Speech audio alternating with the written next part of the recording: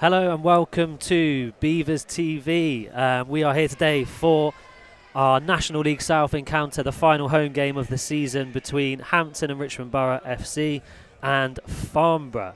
We are at the Bev and you'll be joined by myself, Alex Charlton, and my co-host today, John Harland.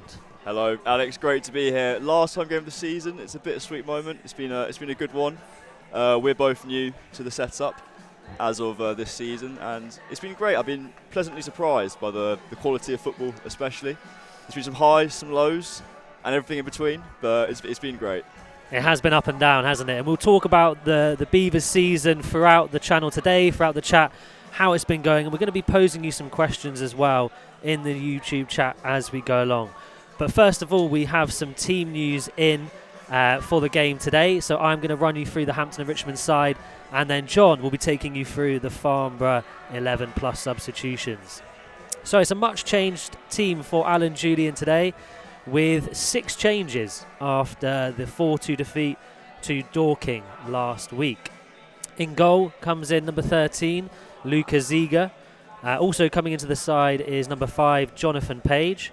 James Roberts keeps his place in the side after getting back to scoring ways in the week. Ibrahim Jallo comes back into the team today. We have number 18, Renedy Masampu, also back in the side. Mauro Villette, the team's top scorer, he retains his place in the starting 11. Rudy Allen comes back into the side at number 23. Harry Gardner, a week after his fine hat-trick here at the Bev, retains his place in the side. Back in comes Jerry Wiltshire, presumably into the heart of defence. Saziba and also Alfie Williams make the 11. On the bench today we have number 7, Gianni Critchlow, number 8, Josh Kia, number 12, George Hunt, number 17, Bunmi Babajide, and number 29, Callum O'Keefe. So just to talk you through those changes, so out go Merrick, Atkinson, Kia, Hunt, Taylor and Ravan, and in comes Ziga. In goal, Page, Jallo, Masampu, Allen and Wiltshire. So John, do you want to talk us through the away team today? Absolutely. It is just the 2 changes for Farnborough, or the Yellows, or Borough, as they're also known. So can't be called the Yellows today in this kit, can they? I was thinking, why are they not playing in their home kit? Considering it's there's no clash there, but there we go. Bit of an odd one from them. But yeah, so maybe we'll just refer to them as Borough if we're feeling a bit fancy. We'll do Borough. But yeah, for Farnborough today, number 1, Jack Turner. 5, Ollie Robinson, who has the armband. 7, Richard Chin, great name. 8, Alfie Tuck. 10, Joe Hay. 11, Ricky Holmes. We can get onto him in a bit. He's their top scorer with 12 goals this campaign. 16, Johnny Stuttle. 20, Aaron Cool. 25, Reggie Young. 27, Jack Bateson. 28, Miller Matthews Lewis. And on the bench, 15, Harron Hamid. 18, Cass Fried Jones. 19, Lexus Beeden. 23, Ben AC. And number 30, Matthew MacArthur. Fantastic. And we just had, I think, one of the away supporters walk past with a massive drum, so expecting some noise behind Ziga's goal today. So it is the last home game of the season at the Bev. Like John said, it's been up and down. So we're going to talk a little bit about that season so far. So John, how would you sum up the year for Hampton and Richmond? Well, going into the season, I think it's safe to say expectations were modest, to say the least. I think the ambition was just staying up. That's all it was. And then, I think they defied expectations, really. They were within touching distance of those playoff spots around the kind of new year. And we're thinking, I think a few of the media lads were thinking, I might book some time off work for the playoffs, and thinking that must have jinxed it, because at the start of 2025, it was a bit of a torrid run of form for Beavers, unfortunately. A lot of losses. But Alan Julian spoke that perhaps the playoffs they maybe got a little bit ahead of themselves. It's a very young squad with much turnover. So yeah, as I said, not great run of form, but that win last week, that 5-0 thumping, was much needed. And the Beavers fans were chanting, "We've got our Hampton back," because it was reminiscent of the football earlier in the season. And it was not a bad performance last week against Dorking, despite the loss. So I think overall, they've got to be happy. They're where they want to be, staying up, and a little playoff push at the start of the season. Absolutely. I remember back to that New Year. I think we were here for the home game of Dorking Wanderers, and I remember it was some of the best football It's a great I've game. seen. That, It's fantastic. Yeah. Some of the best football I've seen played here all season, and I think we all get carried away as you do in football. Happens. We were thinking of the playoffs. Obviously, it hasn't gone to plan, but like you said, last week felt like a big day. The fans chanting, we got our club back, and I think it's good to end the season on more of a high. Wouldn't you say? Absolutely. I mean, just the atmosphere and the mood around the place here in TW12 last week was just fantastic. It reminds you why you come to non-league football. It's what it's all about, especially given the tough run of form. And also after that game, Alan Julian announced he's staying for another year. He's extended his contract, and I think he said he wants to wait until a positive result. And what a positive result it was. What a time to announce his contract extension. So if he was waiting for that positive result, he could have been waiting months to announce that, couldn't he, John?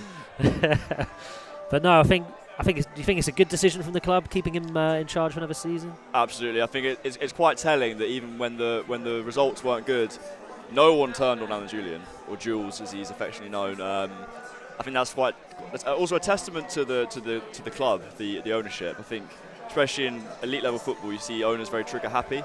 So sticking by him, I think it's only a good thing. And he's a great lad. I think he gets the culture of the place. Obviously, a player here for 4 years. He's great with us. He's great with the fans, and the players clearly play for him. So great decision. Can't wait for more Jules next season. Absolutely, completely agree. And I think we also need to remember it's his first season in management, so exactly. he's done a pretty good job. And like you said, considering how expectations were at the beginning of the season, the season's brought some great moments. So I think overall, brilliant news. And also we know that ownership is kind of changing hands, isn't it? And I think that was reflected in those chants last week about we've got our club back. How important do you think that is for the club moving forward, that they've kind of a slight change, but something that seems to have gone down very well with the fan base? Absolutely. I think it feels positive, doesn't it? It feels positive. Which, if you looked at the results, you'd think it might be a bit toxic around the place, but I don't think it really has yet. I think testament to the fans as well for not getting on the players' backs. I think they appreciate it's a young squad, quite an experienced squad as well.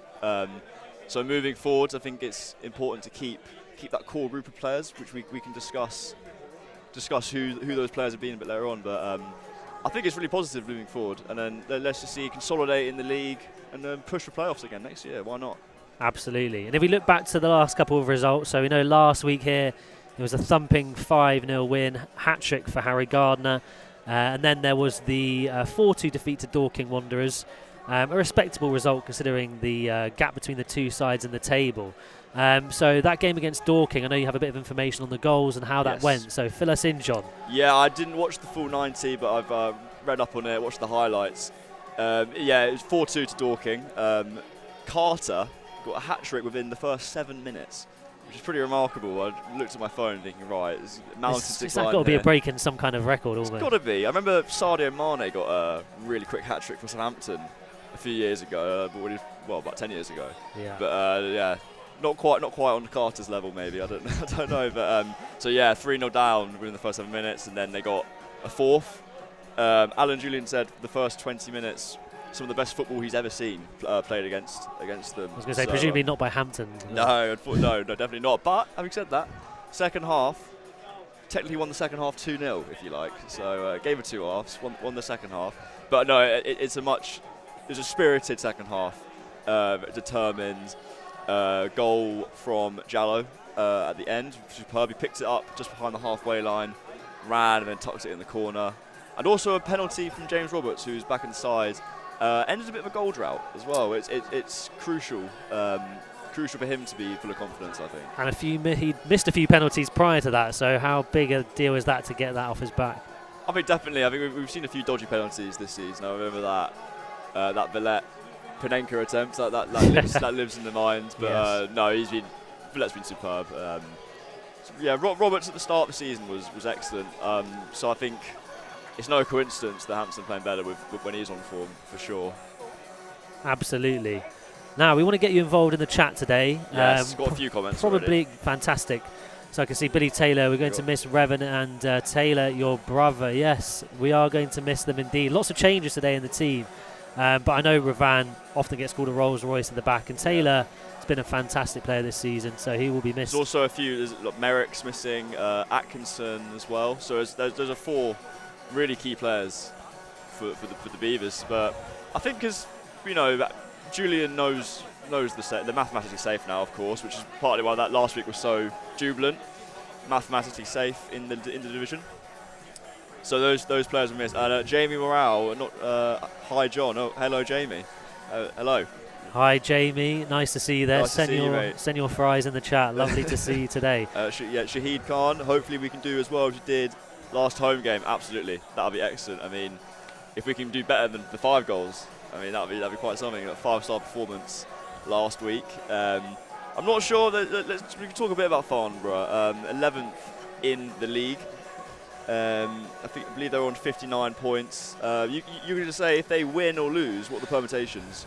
Yeah, so win could take them as high as 9th, which would be a fantastic achievement. If they lose today, they could drop as low as 16th, depending on those results. So there's quite they could go up and down throughout the afternoon. Sums up the league, doesn't it? It's just it just chops and changes seemingly every minute, doesn't it? Exactly, all very, very close. Whereas for Hampton today, a win could take them up to 17th. I don't think they can go below 18th today, so they're very much cemented in that position. On the beach. On the beach, exactly. Hopefully their minds are on the game today. Yeah, it's important to end the last home game on a positive note, I think, just for the mood around the place, and I think even just going into next season as well. Absolutely. So as we can see to our right, we have the fans waving their flags in front of the tunnel. In the next 5 minutes, I can see the players lurking. They're lurking in the tunnel, just about to come out. So in the chat today, at half-time, we will be discussing our unofficial awards of the season. So myself and John are going to talk about some highlights for you. We're going to talk about player of the season, goal of the season, match of the season, and moment of the season. So if you want to contribute any of those moments, please send them through to the chat throughout the game, and we'll do our best to read those out. We'll try and read every comment in the chat. So it can be about the football, it can be about anything. Let us know where you're listening from as well. If there's any international listeners. I think we had a listener from New Zealand a few weeks ago, so don't think that can be beaten in terms of distance, but anyone listening abroad, let us know, or if you're listening in England, let us know. As the players are lining up now. Hampton in their home kit. Lovely home kit, by the way, I've got to say, of the red shirts, navy shorts, red socks. Farnborough in their away strip, all white with some pink trimmings. It's quite a nice kit, quite tasteful. It's a nice kit. Makes me think of Palermo. Oh, very nice. I was thinking PSG away. PSG away, yes. With the pink. So, an interesting haircut I want to pick out there. That is Aaron Cool, the central midfielder, number 20. He's got some extravagant blonde curly locks. For a bit of a throwback to a Colombian legend. Yeah. I was going to say, aptly named Cool, because it's quite a cool trim, isn't it? And then I'm liking the goalkeeper, Turner. Looks like a flash of the old school in between the sticks today. They're number 1. Yeah. He's been around the block. Let's put it that way. He's been around the block, no nonsense today. So we have Country Road blasting out over the pitch today. Our sides walking up. We can see Hampton Collective walking together towards us. And Farnborough really embracing the song as well. So Ziegler's being called over by his team for a quick huddle. And we should be underway within the next minute. Are we not showing on the screen at the moment? Should we be our beautiful faces in the corner?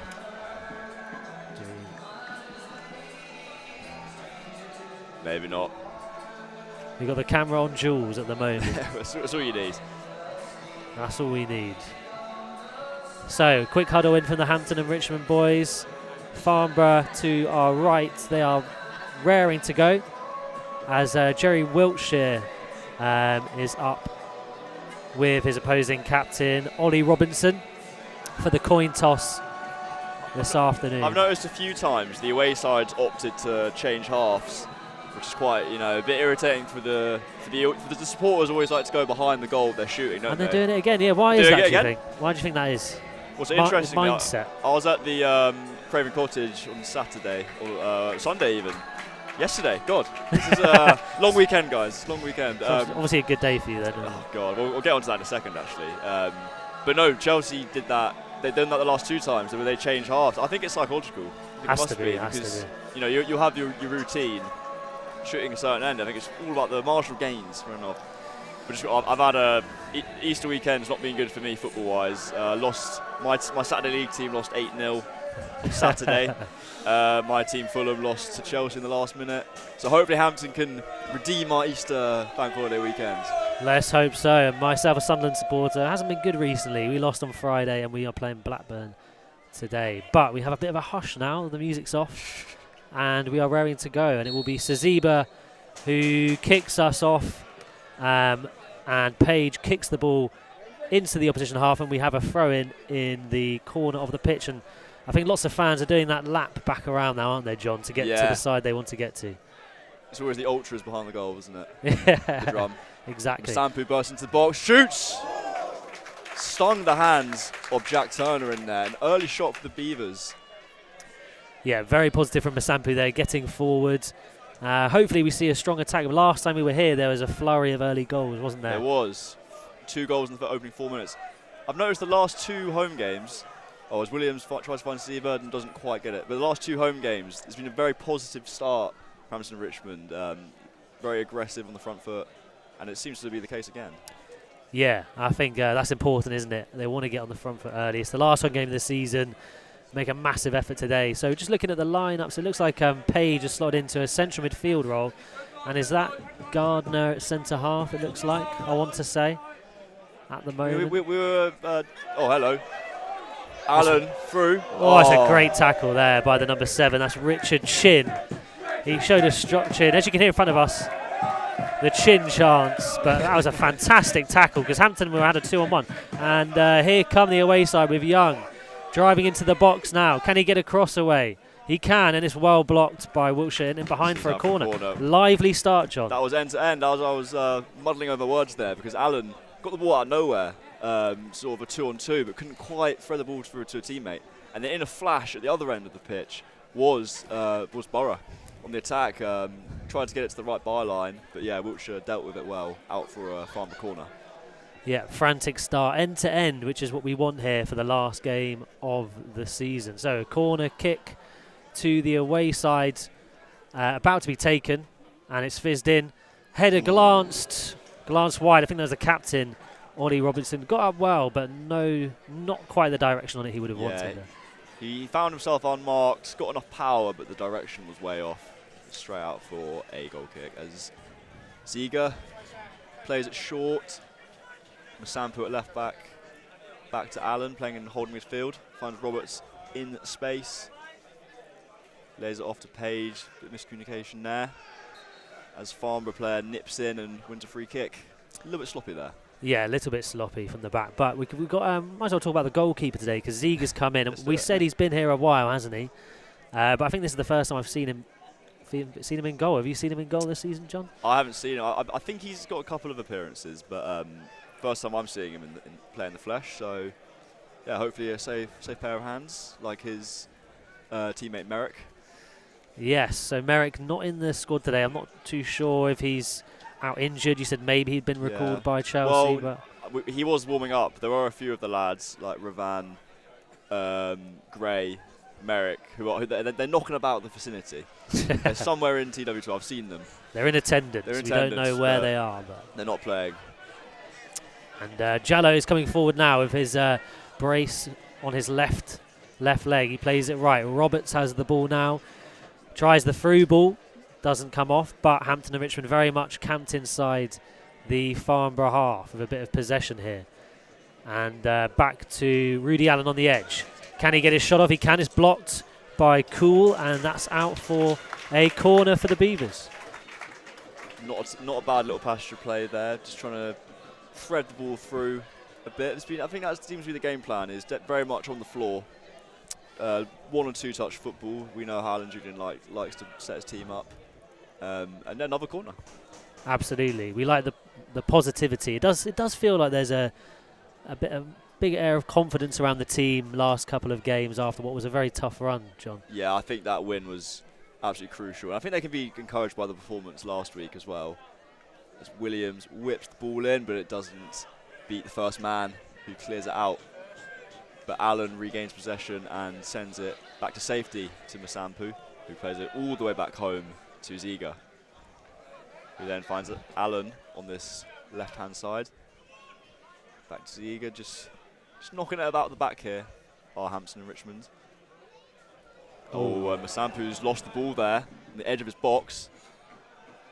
I think it's 16 there on the ball now. Johnny Wins Stuttle, himself the corner. Yeah, Stuttle did well there actually. I think Masampu a little bit weak on the ball there, but it was good play from Stuttle, who really got his body in there. Did a bit of a John McGinn, getting his backside in there. And that was a big compliment. Played the corner short, but Alfie Tuck, his cross is deflected and it goes out for a Yellows throw-in. It feels weird calling them the Yellows when they are playing in white. Yeah, it doesn't feel right, does it? We'll call them Borough. We'll call them Borough, which is even more confusing given we're Hampton and Richmond Borough. It's a nightmare, absolute nightmare. Farnborough is fine. Commentator's nightmare. So we're gearing up for a long throw into the Hampton and Richmond box on that far side. I think it's Robinson who's about to take it. And it goes quite deep in, but Wiltshire heads it clear as Kuehl chases it down. Yeah, so it's been a bit too calm, I think, at the back. We've seen Masampu twice now, been a bit too maybe complacent. Got away a little bit. You have to learn from that. As Farnborough have the ball on the edge of the box, tipped the cross in. It was deep, straight into the hands of Ziga. But no, Alex, I think you're spot on there. It's definitely trying to play it out, but that is the high risk, high reward of playing out from the back.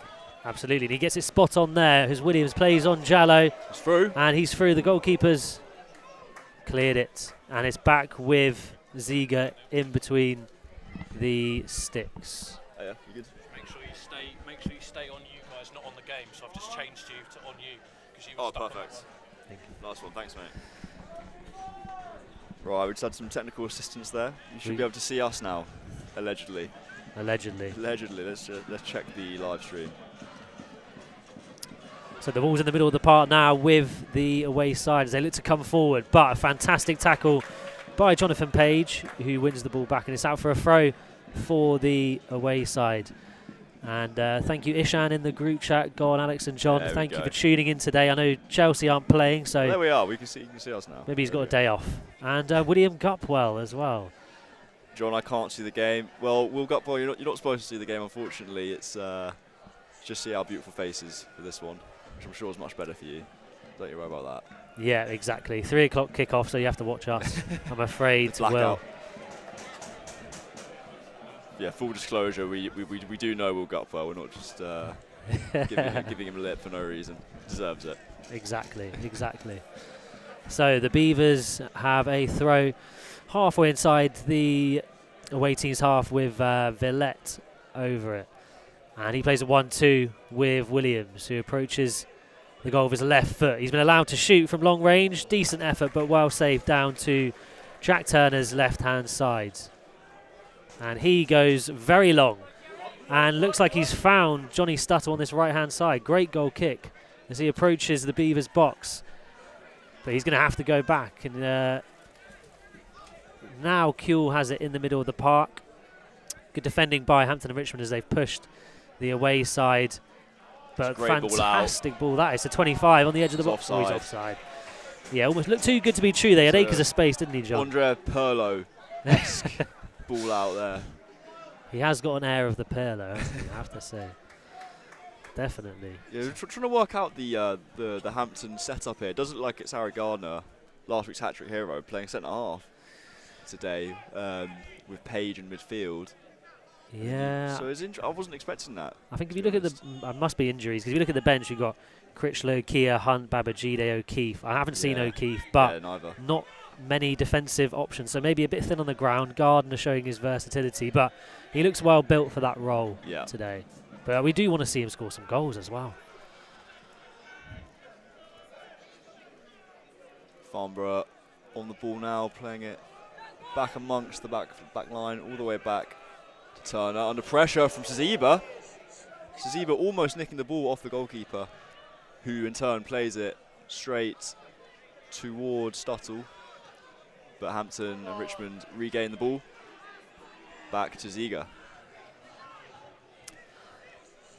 And the ball is now with Turner inside his own box. So, score predictions, boys. We didn't do a prediction before the game. What are you thinking, John? How are you feeling about the game? Oh, hang on. Looks like no offside. No, the offside has been done.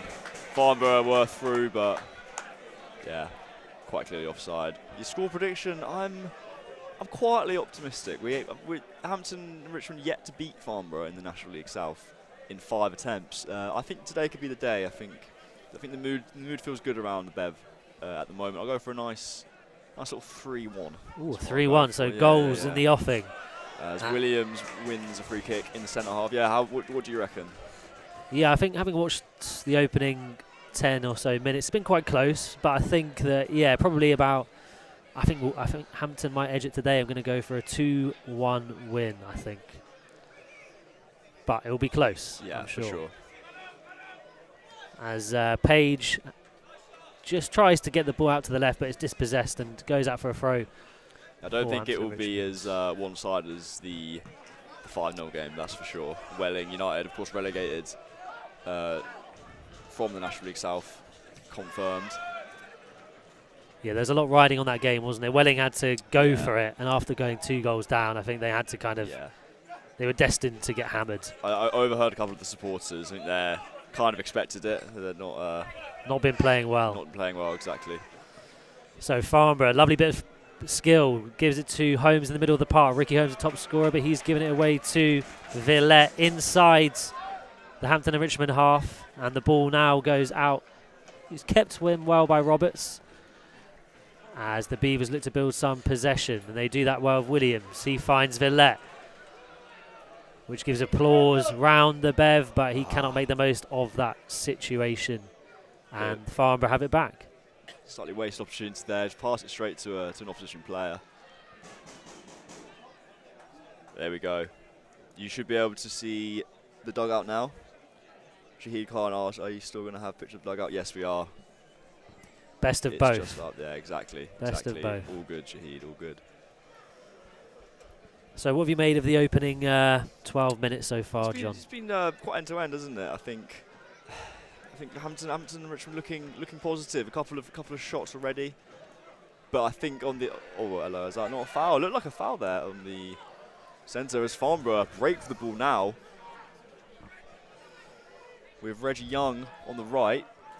He looks to get a ball in, finds a teammate. Back to Young on this right-hand side, whips the ball in, but it's dealt with by Rudy Allen.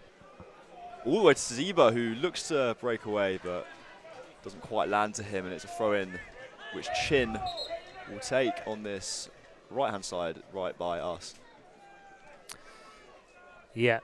So, even start to the game. I have to say, I think Kuehl in the middle of the park's been pretty good. I know we called him Perlo-esque earlier, but some good distribution. We can see his role is very much get the ball, pass it around.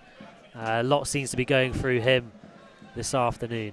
Absolutely. Ziba tenaciously wins the ball back into the feet of Williams. He's got a few options. Drives to the edge of the box. Opts for Jallo on the left, who cuts in onto his right. Nice little Cruyff turn. Looking for the free kick. Hampton Richmond fans adamant that it was a free kick on the edge of the box, but the referee points towards the goal kick spot, which Turner will take imminently. Yeah, he couldn't get his feet right there, Jallo, could he? He turned his man, tried to turn him again, but couldn't quite get it under control. I think that's a sign of things to come with Jallo. He's very tricky, especially when he's playing on the left, when he can go both ways. As we saw there, he did a nice little Cruyff turn, but didn't quite pull it off. Farnborough have it on this left-hand side. Yeah, so the ball's come in, and it's gathered well by Ziga, but it did go out of play, so Farnborough do have a corner on that far side, and quite a strong Farnborough contingent. We can see the yellow and blue behind the goal there. We can hear the drum banging as well. It's not too far away at Farnborough, so relatively small support today. I suppose, Easter Monday, we can maybe let them off.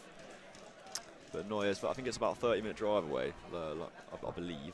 And traffic was good on the road today, John. It So was great on the road. the corner's coming, it's headed towards goal. It's tipped well over by Luca Ziga. Fantastic fingertip save there from the number 5, Ollie Robinson. It was a looping header, wasn't it? Yeah, wasn't the most looping header. powerful, but Ziga was at full stretch to tip it out for another corner. Yeah, by no means an easy one, but decent effort. And the corner comes back in and it's headed away by Villette. Well, back to cool on the edge. And now it's back on this near side with number 10, Haig, who manages to, where's he won another corner? Goal kick. So Can't well quite defended see. by the Beavers Big there. pole in our way there. We couldn't quite.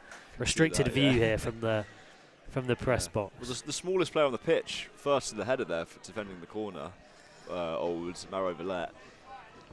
It's good to doing see his some Beavers emojis in the chat. We have Maya, who might be my other half. She might be tuning in today, and Ali Salam as well. That's it. Keep those Beavers emojis coming. Beavers in the chat. Beavers in the chat. Come on. Yeah, before half time, let us know who your player of the season has been. We'll be discussing that during the break. We'll be on air during the break as well. It's Jallo on the ball now. Tries to get past Chin, but Chin does well. Loses the ball, Jallo. Oh, it's a little bit scrappy there. Couldn't quite get the ball under a spell.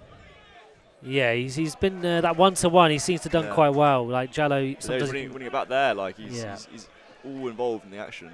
absolutely. You want him running at defenders. That's when you get Yeah. the best out of him. Exactly.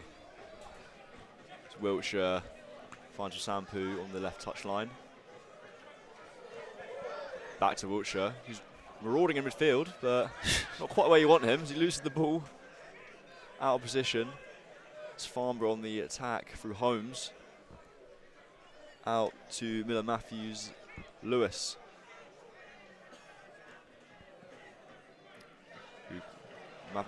Matthews Lewis gets the ball, bit of trickery in the box, tries to find Holmes in the middle, not quite pulled off, and the Beavers clear their lines with Saziba bearing down on Jack Bateson, who eventually gets out for throw. Great pressure from Xander Saziba there, because he had nothing to really work off scraps there, but put pressure on the centre half. Well, it just shows what you can do. You put a bit of pressure on the defender and he's forced him into clearing his lines. So really good play by Saziba, and he'll have to do that if he's going to be the lone striker today. But Rudy Allen on the edge of the box. He finds Roberts on the right-hand side. He brings it into Villette. He's kind of tapping his way towards goal. Back to Saziba. He's got his shot off. It's a fantastic strike. Well saved by Turner. And Masampu has it now on the left. He's trying to get past Chin, but fantastic defending by Chin, and it's a goal kick to Farnborough, John. That was a superb effort, wasn't it? Stung the hands of Jack Turner, who parried it out, and it looked like the parry could be in a bit of danger. But to be fair to Farnborough, they did well to see the ball out for a goal kick. Whose strike was that? I think it was Saziba's was it strike. Saziba? Yes, that was a great effort. That's probably the best chance of the game thus far. Yeah, they've had a few sighters from the edge of the box, haven't they? Yes. So far, Hampton and Richmond, but some good efforts. And to be fair to Turner, he's looked confident in between the sticks. Allen out to Msampu at left back. Under pressure by Young. Looks to get it out. It's gone right underneath us there. Yeah, we're always susceptible to a stray cannon sat here, aren't we, John? Well, I remember the Dorking game. I don't know if you were there. I was indeed. Yeah, the Dorking media team, they had a young lad who the ball smashed into his laptop, shattering it into smithereens. And, wasn't insured, unfortunately. No, it's his first game, bless him. But here are Farnborough on the edge of the box now. Some neat play that leads to Young on the right-hand side. The ball is well cleared by Masampu, and Farnborough have a throw-in inside the Beavers' half. But yeah, he wasn't happy, was he? I mean, he got it right. His laptop went flying. To be fair, they did well out the tweet. I think he got like 50,000 likes or something like that. All worth it for the likes. All worth it for the content. But no, I'm always fearful. So, with our expensive kit here. Yeah, it's more this metal water bottle in my face that could cause injury. And lovely ball by Kuehl. He's just got such knock it, can't distribution. Is phenomenal. with that haircut, you have to be a good footballer. You've taken quite a shining toll. haven't you? Might get his I name don't on my blame you, shirt, yeah. you know. But yeah, decent start to the game here. If you're just joining us, we're about 20 minutes in, and it is 0-0 between Hampton and Richmond and Farnborough. Final home game of the season. It looks like we've got a decent crowd today. Plenty of fans behind each goal. Bit of a hospital pass there from Ziga, but Hampton and Richmond come clear with Page, who's marauding forward. He finds Williams on the halfway line, and Page keeps going and takes on Chin, but Chin has done well this afternoon, and he gives away a throw-in. Chin looks confident on the one-on-one defending the old right back. Yeah, and a lot's come down that side so far, hasn't it? Yeah, you're right. Wiltshire has something to deal with here. He wins the throw-in, which is good because he had number 16, Stuttle, on his heels there. Good composure from Joe Wiltshire, taking the armband today, which is interesting. Yes. Yeah, we hadn't mentioned that. So obviously Ravan, I think, usually has the armband. Who would you have had in mind if you had to pick someone? Maybe Roberts? Maybe Roberts, yeah. Strike. Oh, it's a great goal. It's a great goal from Farnborough. It's unbelievable. Who is it? That's number 10, Joe Haig, back into the team. It's an unbelievable strike, to be fair. He picked the ball up about 25 yards from goal, teed himself up, and then just let it rip right into the left-hand side netting. Nothing Ziga could do in net, and it is 1-0 to the visitors. Yeah, fantastic goal. As soon as it left his foot, you could see where that was going, and I don't think Ziga could have done anything about that, could he, John? I don't think so. I think, to be fair to Hampton Richmond, I don't think there's much they could have really done about that. I think sometimes it's just hold your hands up. That's a great effort. Maybe close him down a bit. I guess it was a little bit sloppy. Yeah. To get the ball away in the first place, but I mean, it was a great finish. Yeah, I can see a little bit of an inquest between Williams and Page, but I think for the Beavers, I mean, it hasn't been a bad start. So I think, keep Still going, keep playing as you are, and hopefully that goal will come. But we are now 1-0 to Farnborough. Rumours of a karaoke going on in the chat there, is that right? Is Will Gutball asking me for a karaoke rendition? He may well be. What would be the song of choice there, John? Oh, Amy Winehouse. Amy Winehouse. Yeah.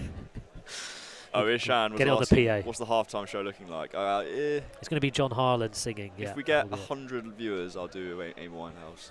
100 live viewers. I would be careful saying that. I know he's got a big following on Instagram. So he does. Be careful. Be careful. But in terms of half-time, though, we, as I mentioned at the top of the show, we will be doing a little unofficial end-of-season awards. Alex and I opinion, nothing to do with the club. unofficial. Because there will be an official end-of-season awards. I think a fan vote. Oh, Stuttle. Oh, I thought he was through on goal there, but I think it was already out of play. Yeah. But yeah, so at half-time we will be giving our player of the season, goal of the season, game of the season, all that jazz. So get involved. Yeah, and we got in the chat, so we have a lot of defensive problems, Hampton and Richmond. The coach hasn't solved them yet. Interesting. I think it has to go back to losing Jack Taylor early in the season. Probably plays a big part in that. A big personnel change. Lachlan Bird as well. Haven't seen him down here for a while. Yeah. Jack Taylor was as Farnborough having the ball, driving into the box now. Oh, it looked like a free header at the back post, but Farnborough player in white couldn't get to it as Renedy Masampu claims possession, finds Williams on the halfway line, does well to beat a couple of men, but Young too strong for him. Zaziba finds the ball in the centre circle, out to Roberts on the right-hand side. Tried to find Zaziba, a strong challenge from the centre half, and Villette. The ball now, Page. Zaziba loses out, and it's here, his chin on the break into the Beavers' third.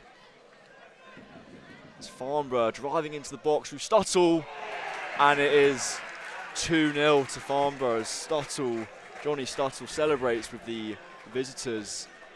It was a lightning fast counter-attack, Alex. His chin from right back. The right back found himself through the middle, driving with the ball, found Stuttle on the left, and talk me through the finish. Yeah, it was a great finish. I think a lot of credit has to go to Chin there on the break. Burst into the Hampton and Richmond half, came forward from right back and picked out Stuttle, but on his left foot, he's just come into the box and he's found the opposite corner. It's a brilliant, brilliant finish, and we can see how much immense they're going to celebrate with the Farnborough fans there. And all of a sudden, it's 2-0. What's happened? I did think the counter-attack looked dangerous. It has looked dangerous all game, and that's a prime example there. It was in the space of 2 passes. Farnborough had the ball almost on the edge of their box. I think it was literally 2 passes in the opposite end and scoring. So that's something a little bit frail defensively in this opening 45. Yeah, and if you look at it looks like a back 3 at the moment, doesn't it? We've got Gardner, Wiltshire, and Masampu. And I wouldn't say that is the strongest defensive line, but we know there are injuries, which means that Gardner is playing there. But they've given the ball away again, and Farnborough have the ball here with number 11, Richie Holmes, who spreads the ball wide to this near side to Young, who's been very involved in the game so far, and he cuts inside, driving towards the goal. And it's with Pirlo now, who sprays it wide. Another great pass. Cool. He's just at it, isn't he? He knows what he's doing. But yeah, we seem to be giving the ball away a few times here. And when Farnborough get the ball, they look confident, don't they? A little bit cheap, isn't it? Some of the turnover of possession. I think Farnborough are pressing quite aggressively, but we know that Hampton and Richmond are good on the ball. So I think it's a little bit disappointing. I haven't managed to carve out enough chances. No, I think there's been a couple from the edge of the box, some good opportunities, but they've really turned it on, and it's a bad foul by Masampu. He's caught. Is he going to get booked? His opposition here. Talking to, perhaps. Yeah, I think he'll get a talking to. First foul. Yeah. But he definitely got more of the man there, and that was. He's shown a card. He has been shown a card, yellow card. The foul on Reggie Young, and I don't think he can have any complaints there, can he? I think that's what he's trying to slide in with the ball back. Young did very well just to nick the ball away. And yeah, I mean, probably yellow, I think, fair to say. And they take the free kick quickly here. Kuehl give it to Holmes on the edge of the box. And Holmes spreads it wide now to Chin. Great ball in, but well cleared. And now it's with Williams, who heads it clear. But Farnborough have the ball back with Holmes on this right-hand side. He whips it in. It's a good ball. It's a great ball. But Wiltshire clears it for a throw. So Farnborough putting the pressure on here. And Mark Smith says, oh dear, 5-0 coming. Hopefully not. Hopefully not.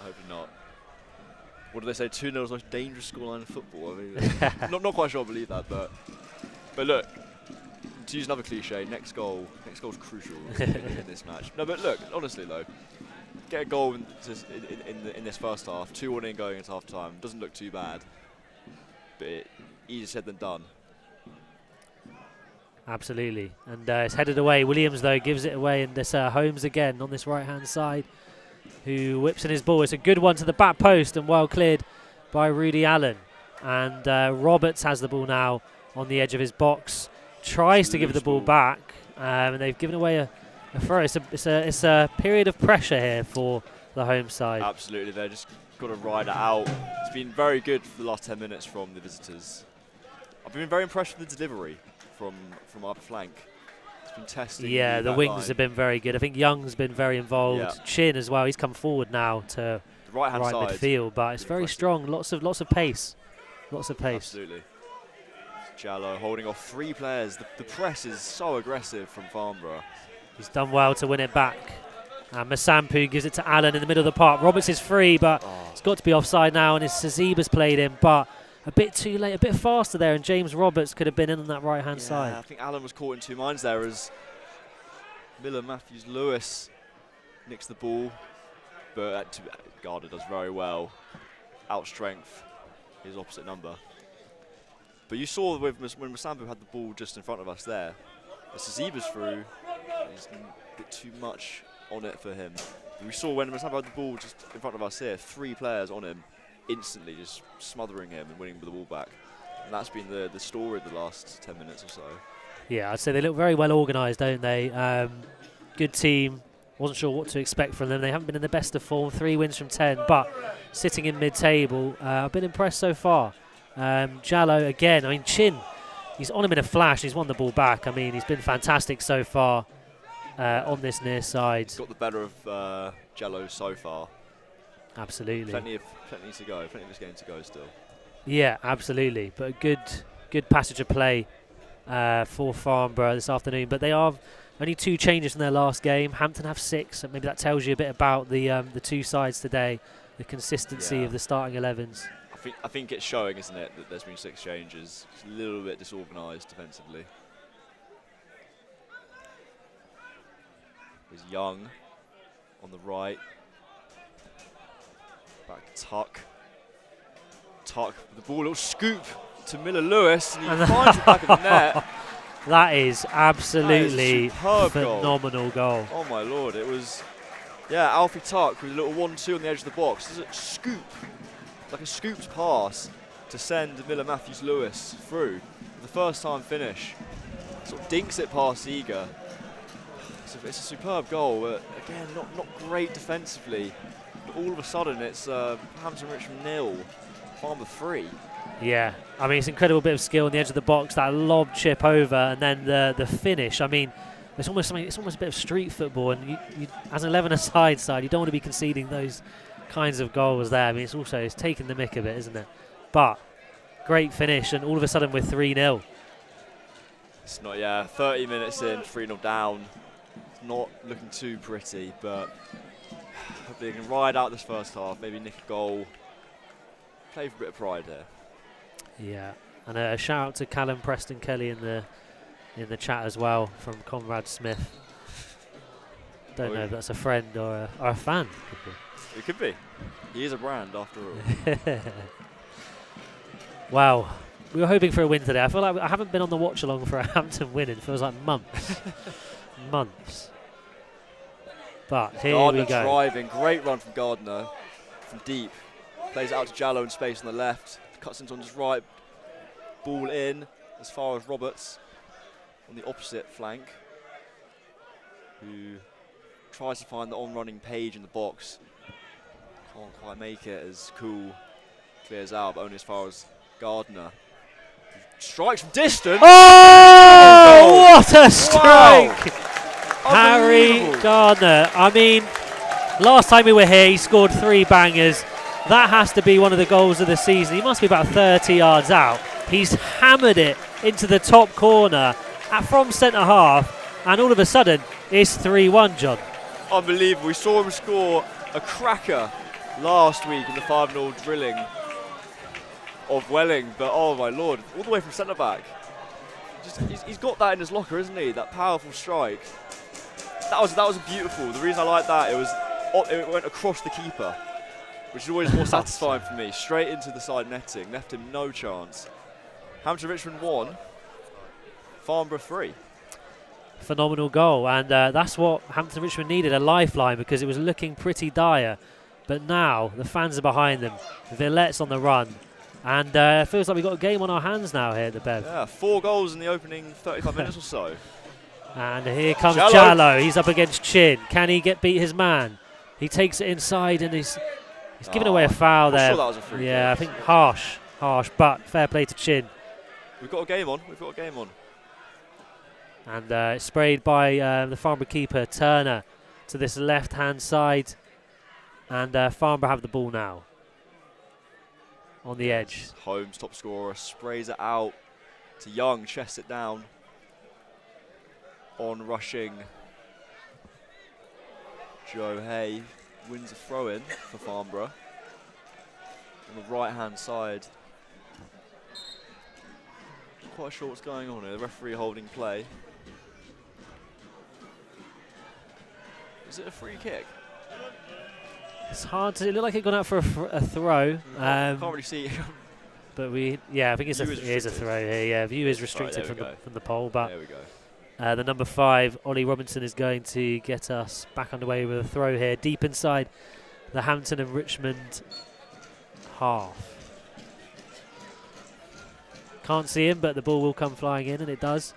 And it's well dealt with by, by Wiltshire. And oh no, is that almost a disaster there? Zeger's tipped it over, but it looked like it fell into his own goal for a split second. Well, so Wiltshire got a head to it, but it sort of scooped back towards goal. Zeger got a hand to it. I thought that just creeped in, but he just about tipped it out. So credit to Zeger there. Looked very hairy for a moment. Heart in mouth. Heart in corner. mouth.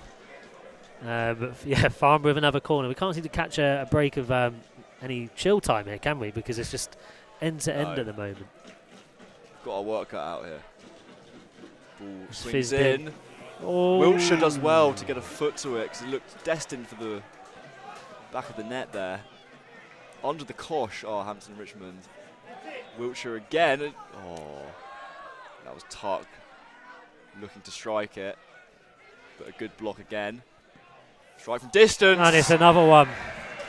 Joe Hay again with a phenomenal strike from quite far out. Again, there's been some long-range strikes in this first half.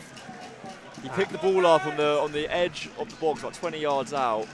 It was a low, hard shot into the bottom left corner. Ziga couldn't get anywhere near it. It's another good finish, but it is Hampton Richmond 1, Farnborough 4. About 35 minutes gone. This is a crazy game. Well, goals. I mean, the defensive problems just don't go away, and they look like they're not really sure how to cope with this. But like you said, the ball came in on the edge, and Haig's hit it. He's hit it well. It's gone in the bottom corner. Fantastic strike. But I mean, Hampton and Richmond can't keep giving away these opportunities in and around their box, because this could be. It's 4 at the moment. How many is it going to be? Yeah, let's see. But no, you're right. It's been a bit lackadaisical in the edge of the box when there's a second ball, when it runs loose.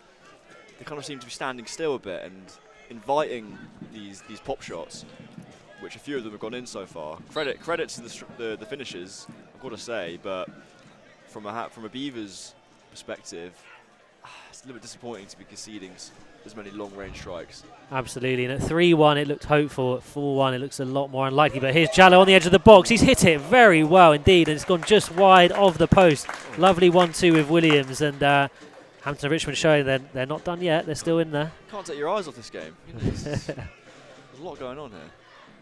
I think it's got the feel classic, almost end of season feel to it, hasn't it? Almost like anything goes. Neither side are playing for promotion, relegation, so yeah, almost a free hit.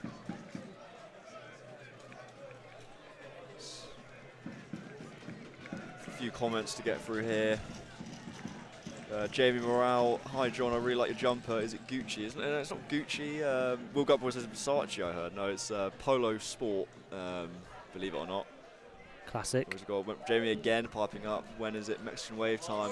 Thinking about 5 minutes, Jamie. And then Ishan, Remontada incoming. Oh, I think he sent that 3-1.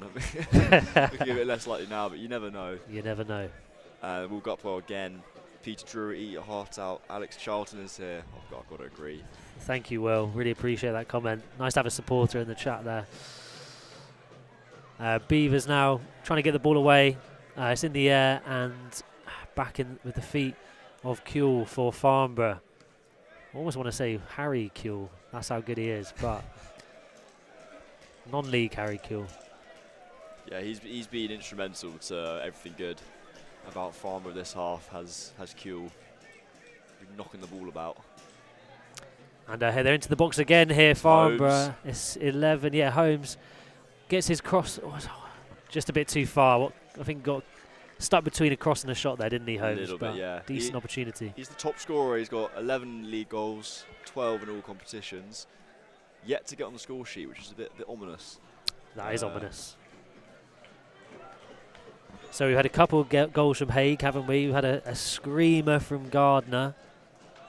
Lost track of who the other ones were. Honestly, too many. That was Lewis got one. I think that was the best one for me.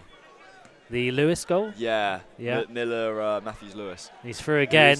Ziegler's come out and he's cleared it. It's hit the roof, but well dealt with by the goalkeeper. But yeah, that was a phenomenal goal, wasn't it? To be fair, Harry Gardner's strike was delicious, but just you don't see that often. The little scooped ball that took 5 Hampton Richmond players out of the game. Yeah, two different goals, but yeah, 2 very good goals. Mind you, all the goals have been good. They have. 5 have been good. They have been good. And we got a throw on this near side, which is going to be launched in for Farnborough. It's flicked on, but Jallow's done well to head it wide. It's going to be another Farnborough corner, and we know that they are dangerous from these set pieces, aren't they? Yeah, the delivery's been superb, as I mentioned earlier. I'd say Hampton they've been dealing with the initial delivery quite well, getting a man to it, but then it's when the ball's loose and the edge, that's when the issue seems to be rising. Maybe a little bit too much, allowing them a little bit too much time on the ball on the edge of the box, which is why they're getting these shots off. Yeah, and I think they got a 5-on-3 at the edge as well, which is possibly, it seems to be a bit of an issue, but let's see where this delivery goes. And it's an outswinger to the far post. It's headed just wide, and that was not far away at all. Was it Holmes? I think it might have been Holmes, and that was very close. The referee's actually coming across to his assistant here. Not too sure why. Looks like he's going to give him some. He's got a note for him. Wish I could tell you what it said. Could be anything. It looked like he was going for a VAR decision there. I was a bit worried, but then you remember it's not in the National League. Thank God. So not too sure what is going on, but we've got a break in play whilst the referee, I think they've swapped. The referee's gone off. What? Maybe it's a pulled muscle. I don't know. Has the referee just changed? Yeah, we've got a new ref on. Must have been an injury. I've seen it all now. Or maybe he's got to leave. I don't know. He's put his earpiece in. So we got a new referee on. It was the fourth official was swapped over with the referee. Yeah, and there's an inquest going on. The Farnborough bench are asking what's going on. Just checking this ref is official. Sure he is. Welcome to non-league football. Brilliant. Welcome to non-league football. So, Ziege kicks us back underway. And we are about 40 minutes into this game, so not long until half-time. 4-1 to the away side. And the ball is up with Farnborough. It's a nice flick on, but it's given offside, much to the anger of Miller Matthews-Lewis. Looked a close one there, didn't it? Yeah, that was even though it was offside, it was a lovely little touch from Stuttle to get the ball away there. But it matters not, offside. Yeah, tactical sub, Ishan saying, potentially. Could be. Making it what you will. Referees. Page out to Allen in midfield. Tries to find Masampu, and it's Chin bursting forward only as far as Wiltshire, who sends it through to Allen in midfield, back to Page. Looking to just get a bit of control on the proceedings. It's Gardner through to Masampu. Lovely little pass around the corner to free up Allen in space, who's driving forwards. He's the final third. Slides it out to Villette. Whips the ball in, free header. It was a free header from Xander Saziba in the middle there. It was a lovely ball in from Villette, which couldn't quite get control of it with his head, and it goes over the bar. It was a good opportunity from Beavers there. Nice bit of playing. We've got Villette on the right. I'd like to see him a bit more central, get more involved, but what a fantastic delivery, and you have to say Saziba has to do better there. Needs to get his header on target, but he's not a natural centre forward, and the header goes over, but that was a great chance, wasn't it, for the Beavers? That was a great chance.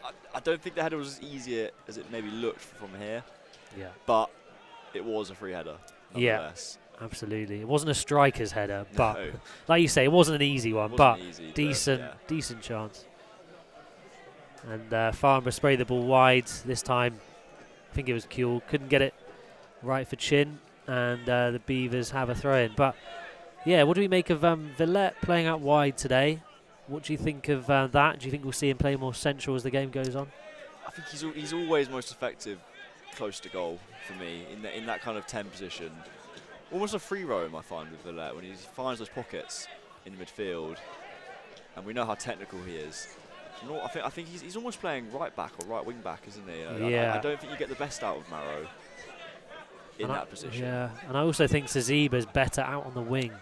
I'd agree with that. So I don't know if they're going for more of a physical presence up top, but maybe we'll see things change as the game goes on, as Roberts is given the ball on this right-hand side. A little bit of a break on, but Farnborough getting players behind the ball. That's a little slow, And he's had to go back to Masampu, and Jallo has it now on this near side. Back to Masampu. And good shape from Farnborough, forcing the Beavers back to Wiltshire. They, look, they had the break on. They've had to come back all the way to Ziege, who can't get the ball under and has to kick it long, but does find Saziba in the middle of the park. And Wiltshire now has it, captain for today. Lovely ball to Jallo, and he beats his man but gives it away. And here comes Chin again. So ball changing feet a few times here, John. Absolutely. I'm quite impressed with the organisation of Farnborough. Kind of struggling to break them down. They're in a very solid shape. Cool is he's playing in that Perlo position. I know we're joking. He's sort of playing. Is it sweeper? The old Glenn Hoddle sweeper. Yeah, exactly. That CDM role. Dropping in between the centre backs and pinging balls out the other flank. Yeah, it's a good shape, and I think when they do get the ball there, they're in no rush because they got that 3-goal lead, and you feel when Hampton have got it, they're trying a bit too hard to make things happen. And Villette has the ball. He goes long to try and find Saziba up top. Is headed away only as far as Jallo. Nice bit of skill. He cuts inside to Allen on the edge. Now Roberts. He tries to play it through, but it's poor and given away. There's Farnborough now on the break, and it's a lovely bit of skill by Holmes. Beats his man, comes forward, brought down by Page there, John. Got to be a yellow, yeah. It was Holmes bursting on the break. Page recklessly took him down. I've got to be said. And Holmes looks in some discomfort. And Page receives the yellow card in due course.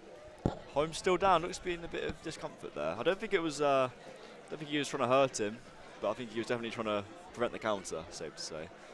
No, I don't think there's any malice in it, but it's a kind of foul you have to make when you're chasing your players, bearing down on the Beavers box there. But yeah, he does look in some pain. He's still down, and we'll see if any changes come there. Did he give out a yellow? He did get yellow to Jonathan Page. Yeah. While there's a break in play, receiving treatment. Let's get through this chat, shall we? What we got? Billy Taylor. Worthing 1-0 up against Dorking. It's very interesting. We'll go through the rest of the scores at half-time as well. See, it's very exciting at the top end of the table in particular. That title race is thrilling.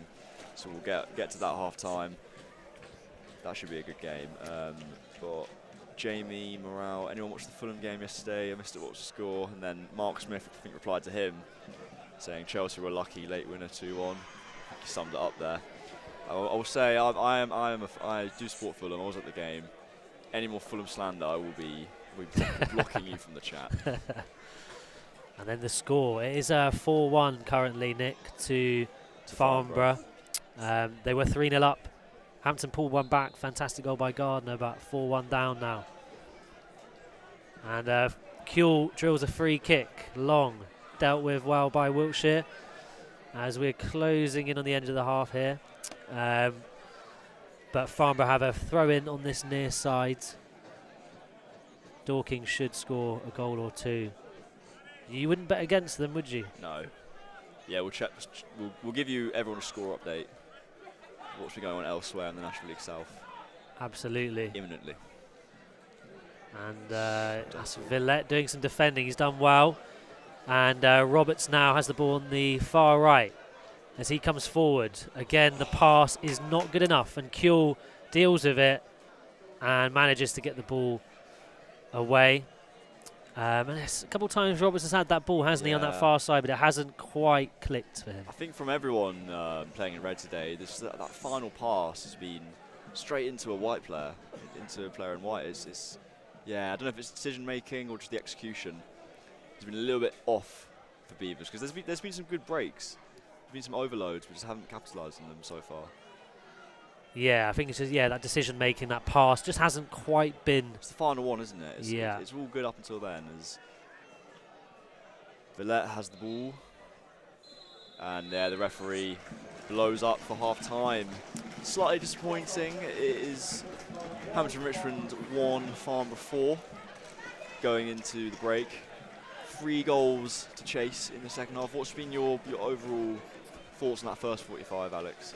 Yeah, I thought first 20 minutes was quite even, I thought. Both teams playing well. The Beavers got some decent shots off at the edge of the box, but Farnborough, when they're getting the ball in and around the area, I think they've been fantastic, clinical, really good shape, really been impressed by Kuehl in the middle of the park, and on this wing, this right-hand side, they've really caused problems.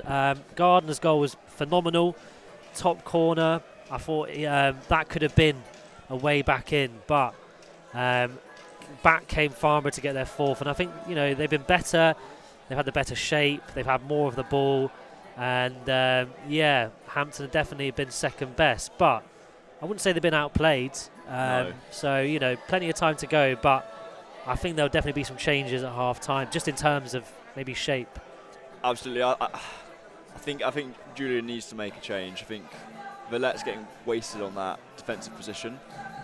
I'd say, it's a bit disappointing. I don't think 4-1 necessarily reflects the game. I don't think Hampton deserve to be leading, put it that way. But 4-1 is it's a tough one to swallow for the boys. But look, strong half-time team talk. And look, they get a goal, the first 10 minutes after the interval. They're back in the game, only 2 goals in it. But the fear is if they start pushing, and then we've seen how good, especially when Chin's breaking on the counter. Yes. And then the delivery is superb for them, isn't it? Yeah, Chin's been brilliant down this right-hand side. I mean, he's got joined the attack on several occasions, been brilliant. But yeah, I think also we've got to look at the personnel change as well. 6 changes for the home side.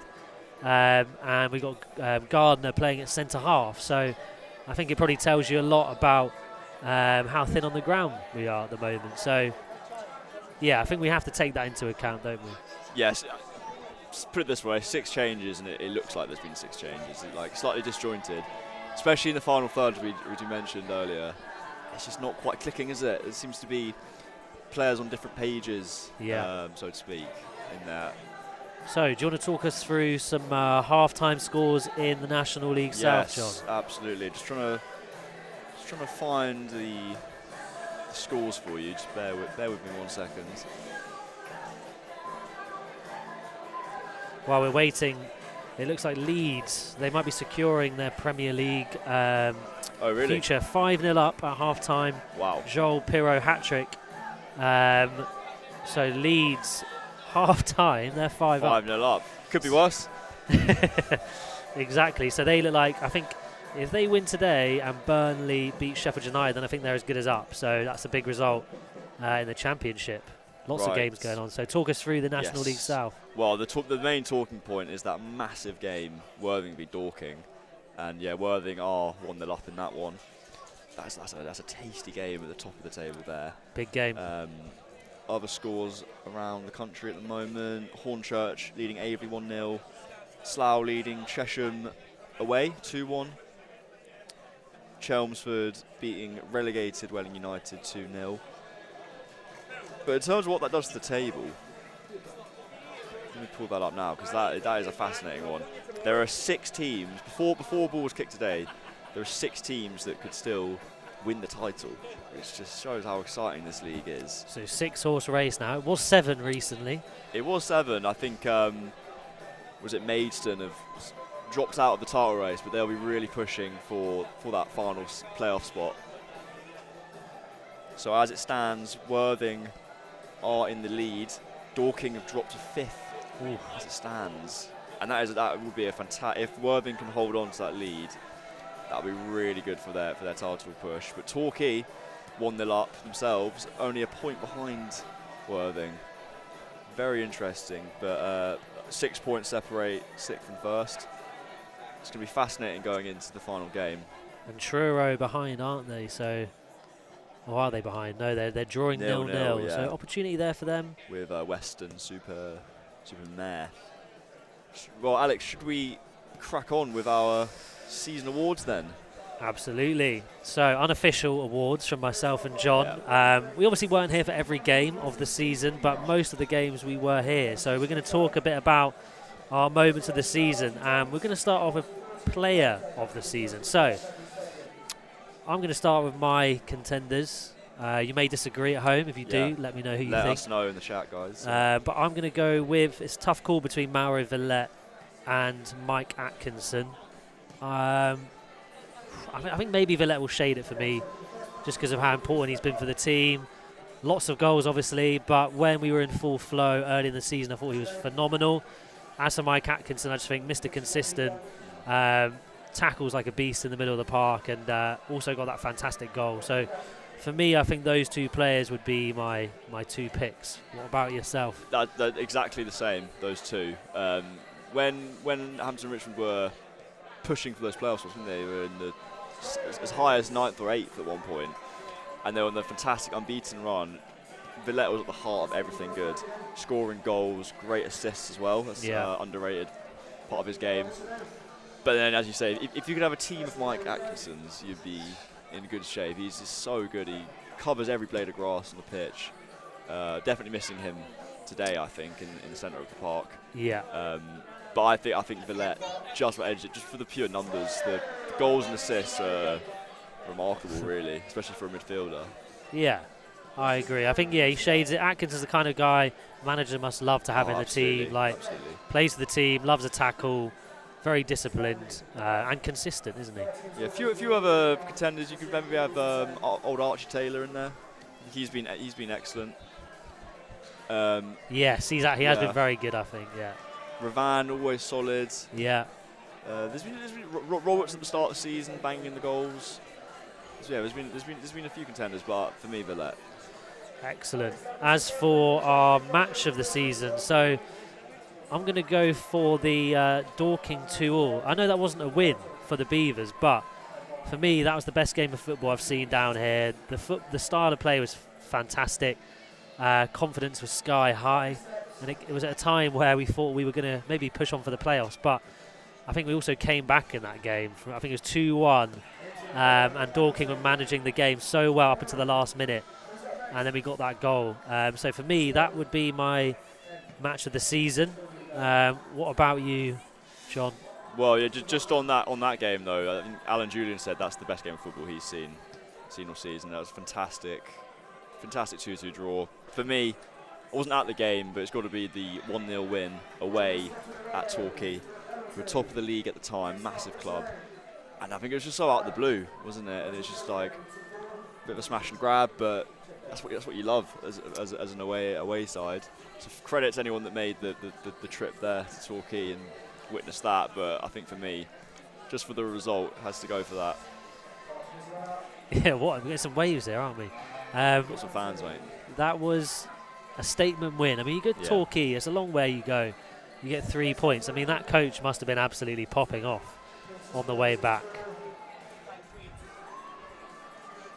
Billy Taylor, Mark White related it back to National League from his season prior. But there we go. I think that says it all, doesn't it? It was definitely a high quality game. Alex, what other nominations do we have? I have moment of the season, so that could be quite broad. Mine has actually gone to a moment that wasn't on the pitch, and that was I had the pleasure of being in the team coach for a trip to Yates. Wasn't feeling too clever on the coach down. I had a few the night before. Got a bit travel sick, let's just say. But I had the pleasure of listening to Jack Taylor's initiation song on the way back. And he went for John Legend, and it wasn't very legendary, let's just put it that way, John.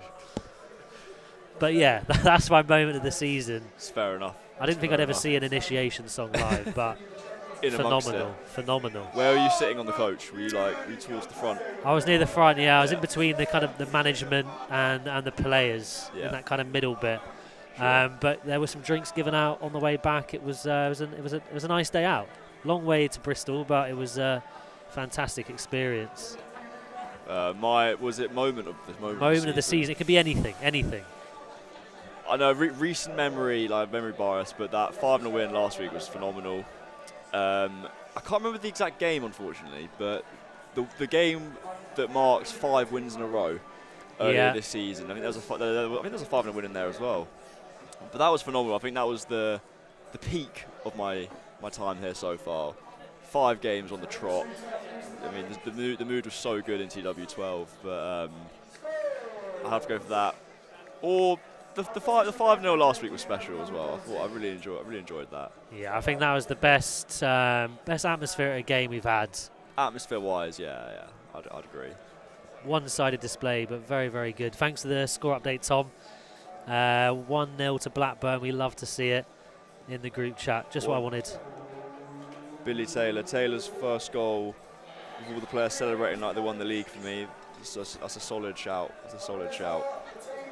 Yeah, Taylor's been brilliant. I remember my first game here, he was stood on the stairs by the media tower, getting told off by Mark, and I didn't realise he was a player. And the next week he's on the pitch, and he's been on it ever since. And I think he's been, I was going to say, most improved player for me, Archie Taylor. He's been brilliant. Yeah, he's been great. Do you know what I like? He added goals to his game as well towards the end. I think what Billy was alluding to there. But yeah, he's the epitome of a modern fullback, isn't he? Yes. Bombing up and down the right-hand side. Again, a miss today. It's those core group of players. It's a shame they're not out there today. But most improved. Is it a cop-out to give it to Atkinson? I don't know. he's been good all season, but you can give it whoever you want to. Yeah, okay. I'll give it to him. A bit of a cop-out, just to give something different to Taylor. Yeah, I think Taylor. I mean, he's only, I don't know how old he is now, but he's 19. When I first came down, and you got to think he's got a big future ahead of him. Yeah, absolutely. Have you got goal of the season? Is that? Oh yes, I forgot the goal of the season. So goal of the season, yeah, I went with. It was the win against Weymouth here. So I think it was Weymouth. It was an Atkinson Thunderbolt. It was a game where we had Chris Campbell. 2-0 win, wasn't it? 2-0 win. Actually, it's hard to choose between the two. Or maybe I have to go with Chris Campbell, in that game. It was right really where we are here.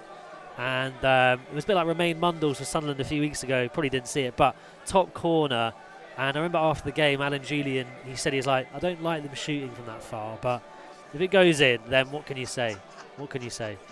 I mean, the Atkinson one was an absolute thunder strike. That was an absolute screamer. There's been a few screamers in that goal, believe it or not. That goal to the left of us. Yeah, that's very true. That goal's been abused this season. Terrible day to be a netting. No, but for me, the Harry Gardner one last week, I've just got that game stuck in my mind because obviously only last week, and it was such a nice day out for everyone. Great weather and all that. But that was a phenomenal strike.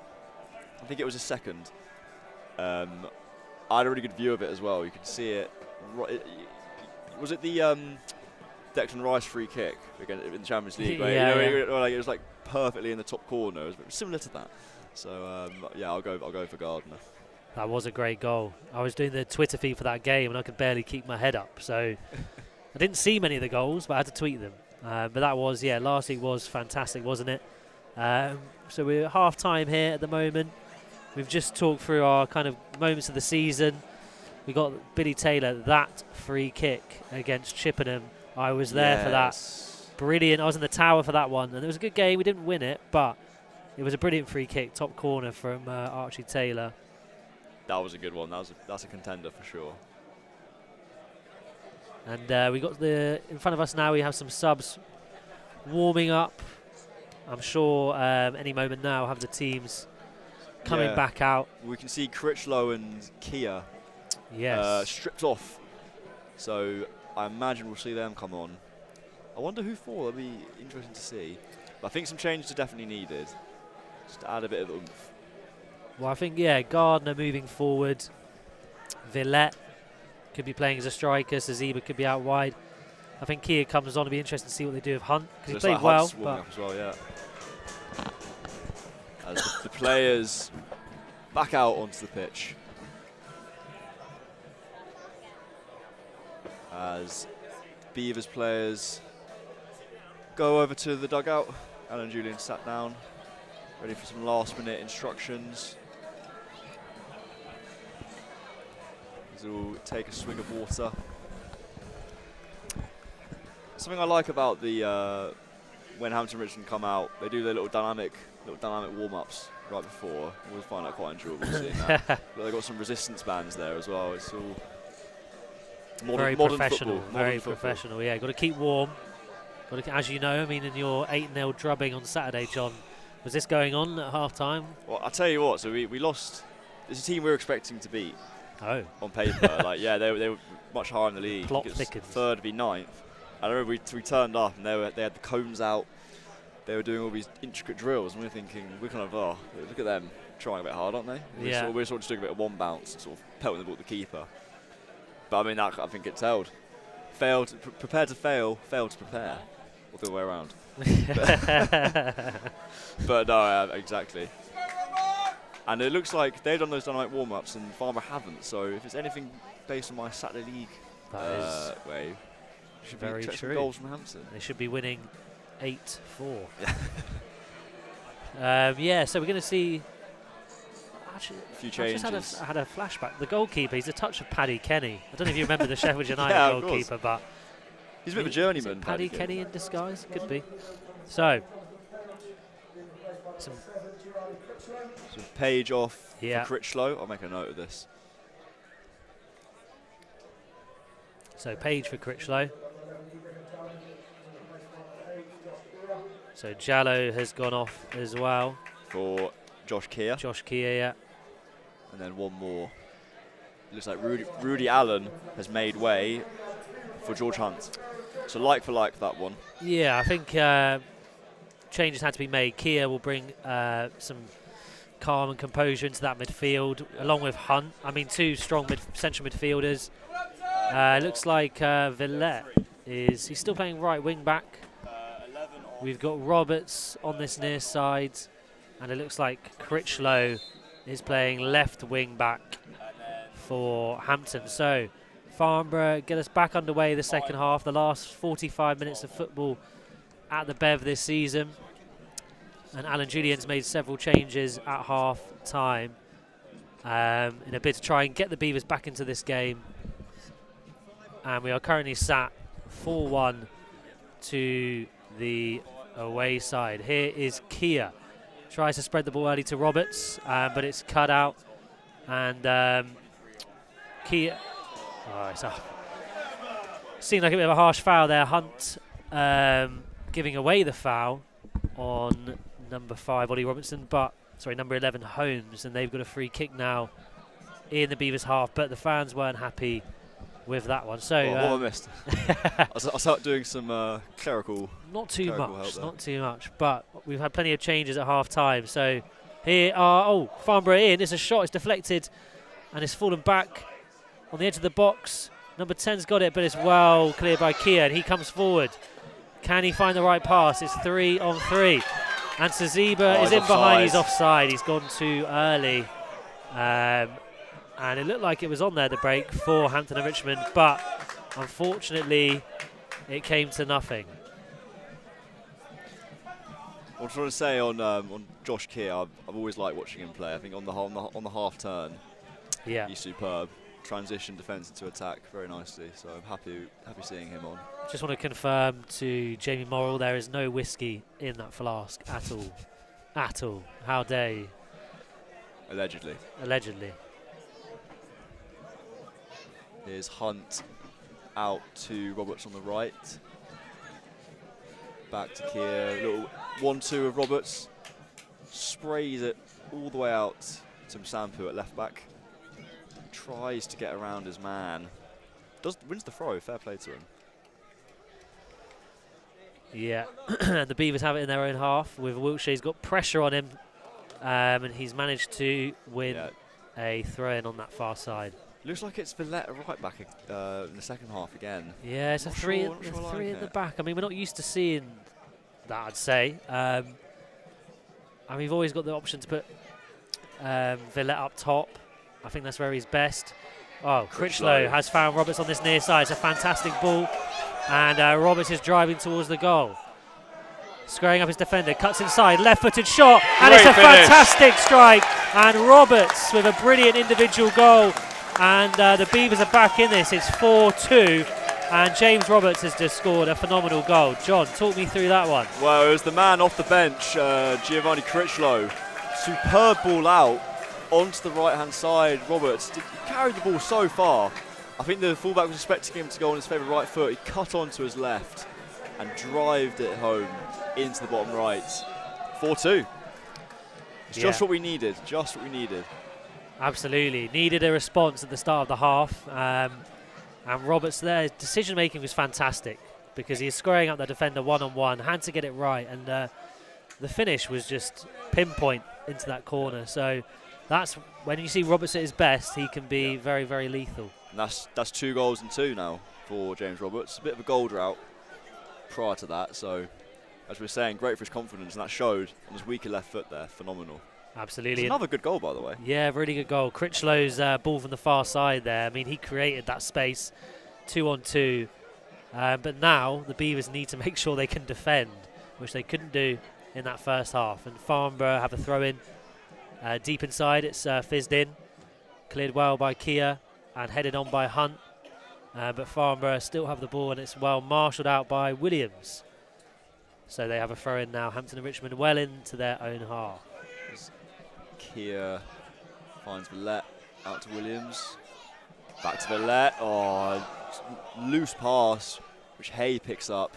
And all of a sudden, Farnborough on the ascendancy as top scorer takes it through. Straight in. Hay, edge of the box, strikes. Blocked by Wiltshire again. And now Hampton try to play out. Wins a free kick. It's all a bit frantic there. It is frantic, and better defending, but they did give the ball away, didn't they? Causing their own problems. Yeah, I think it was. I'm not sure who the player was, but Villette tried the 1-2. I think he would have been through on overload there, but the pass was too heavy. So they managed to intercept it. Some trickery down the left. Bit of better quality into the box, and it could have been Farnborough's fifth there. Absolutely. Mark Smith in the chat, 5-4 Hampton and Richmond, you never say never. That would be phenomenal.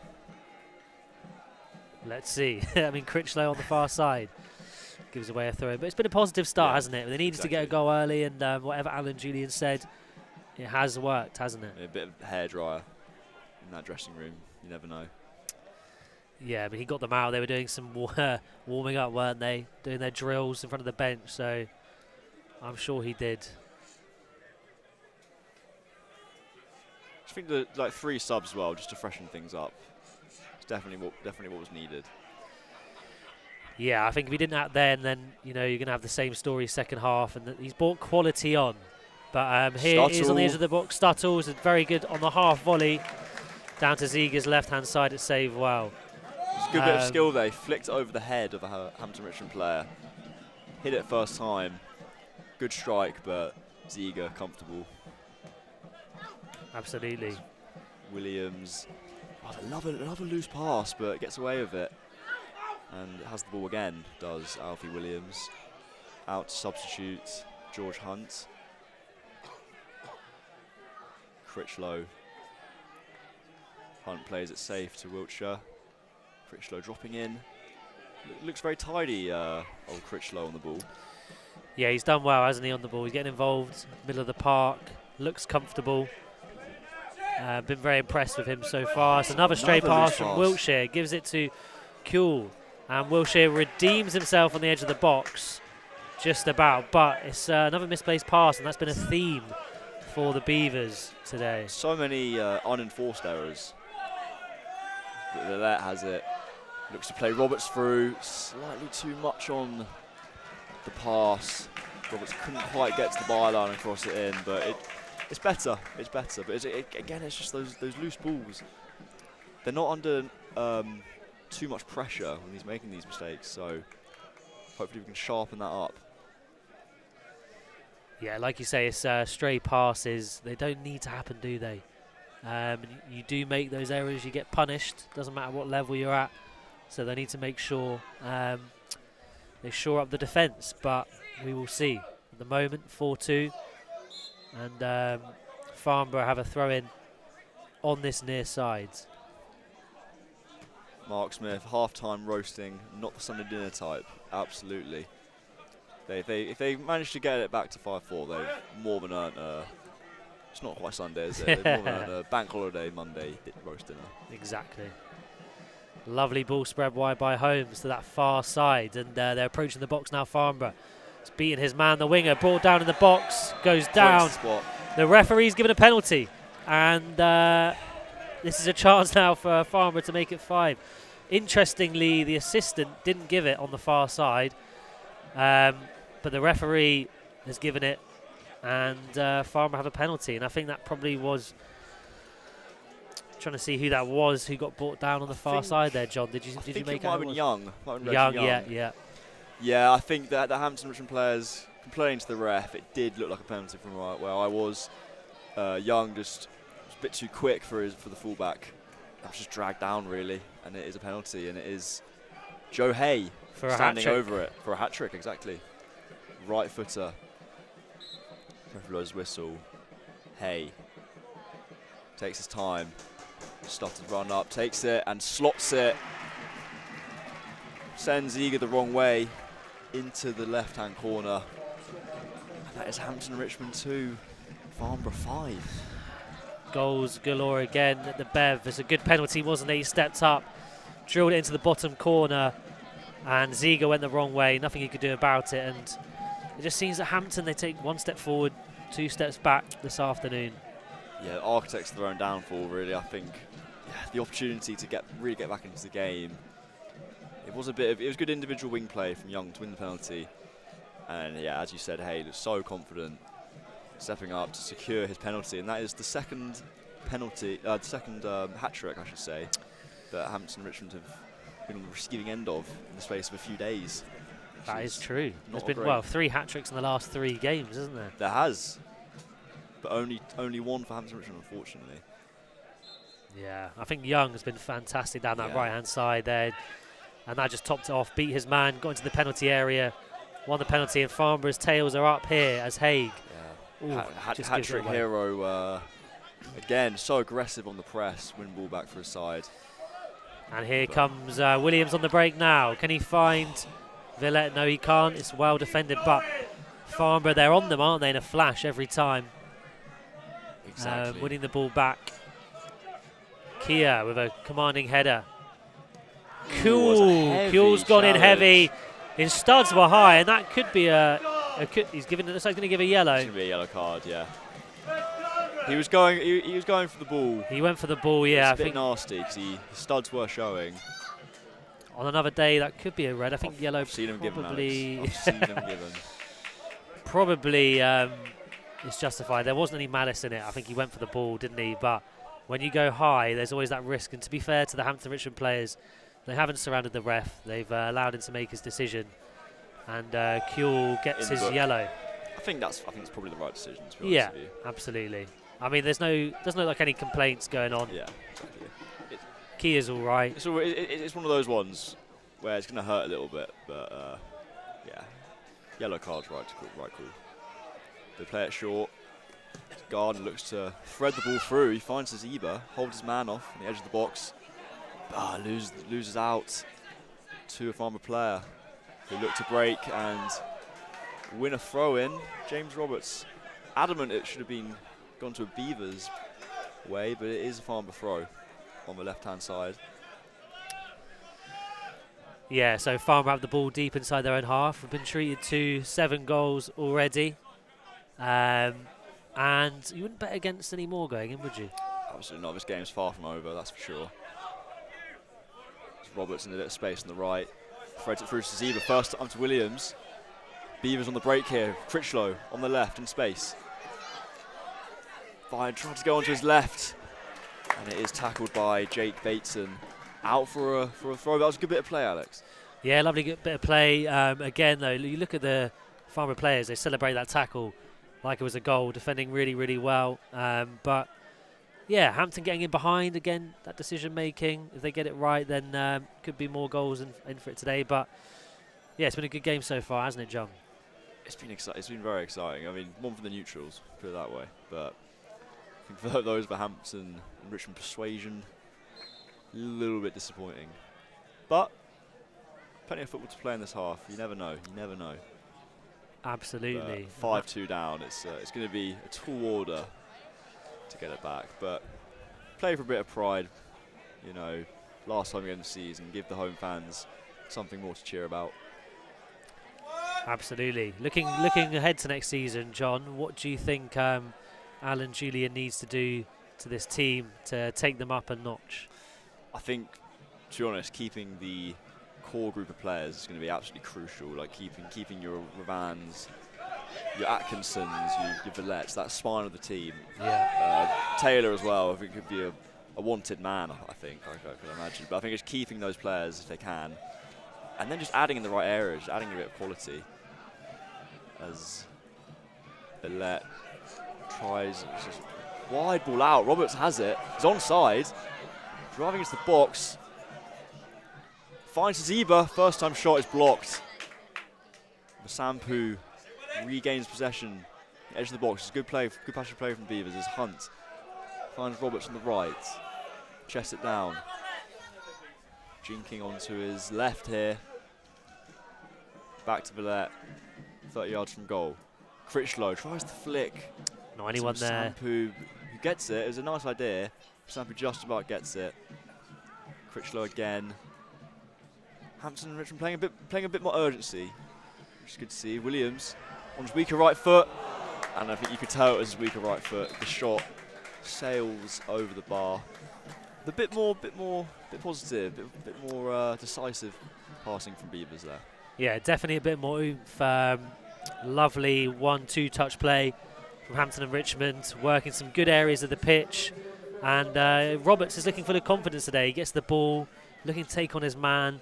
And that shot went over from Williams, but I think, like you say, it's been more free-flowing from the Beavers, and definitely been an improvement last 5 or 10 minutes. It's just, yeah, as we were saying earlier, it's that final pass has been lacking, and we're seeing when they're a bit more confident with that final pass, you see what they can do and get more shots on goal. Absolutely. Got Mark Smith has commented, let's see what new players we have next season. It's nearly in there, wasn't he? Stuttle was through. He tried to lift it over Ziga, but Ziga didn't fall for it and caught it. Oh, it's a bit naughty from Stuttle there, a little bit naughty on Ziga. Left one on him, but nothing given. It's Kia. The referee pulls it back for a free kick. But yeah, ref did well there. I mean, he's had a word about that. He left one in on the keeper, didn't he? Had a quiet word, and O'Keefe has come on. We missed a substitution. I just looked up and I was like, where's he come from? Yeah, it's O'Keefe is on. I mean, they must have made that rapid change there. I had no idea he'd come on. But O'Keefe's come on. Looks like he's playing in the middle of the park. And he's come on for Masampu. Nice, so Masampu's given way, and O'Keefe looks like he's playing in behind Saziba at the moment. So interested to see him. I haven't seen him in the flesh. And, Hampton Richmond Academy player, so Love always to good to see see the youth get a run out. And yeah, looking forward to seeing what he can do. So in the chat we're saying, yeah, forget this one and move forward, but considering we have had a few good results in this league, is hard, I'd say. So Keith on the ball, in the centre, out right to Roberts, onto his left. Finds Kier in space, 30 yards from goal. And Saziba, out to Critchlow, left-hand side. Oh, good ball Great from ball Critchlow. in. It was Ollie Robinson, did well, commanding his box there.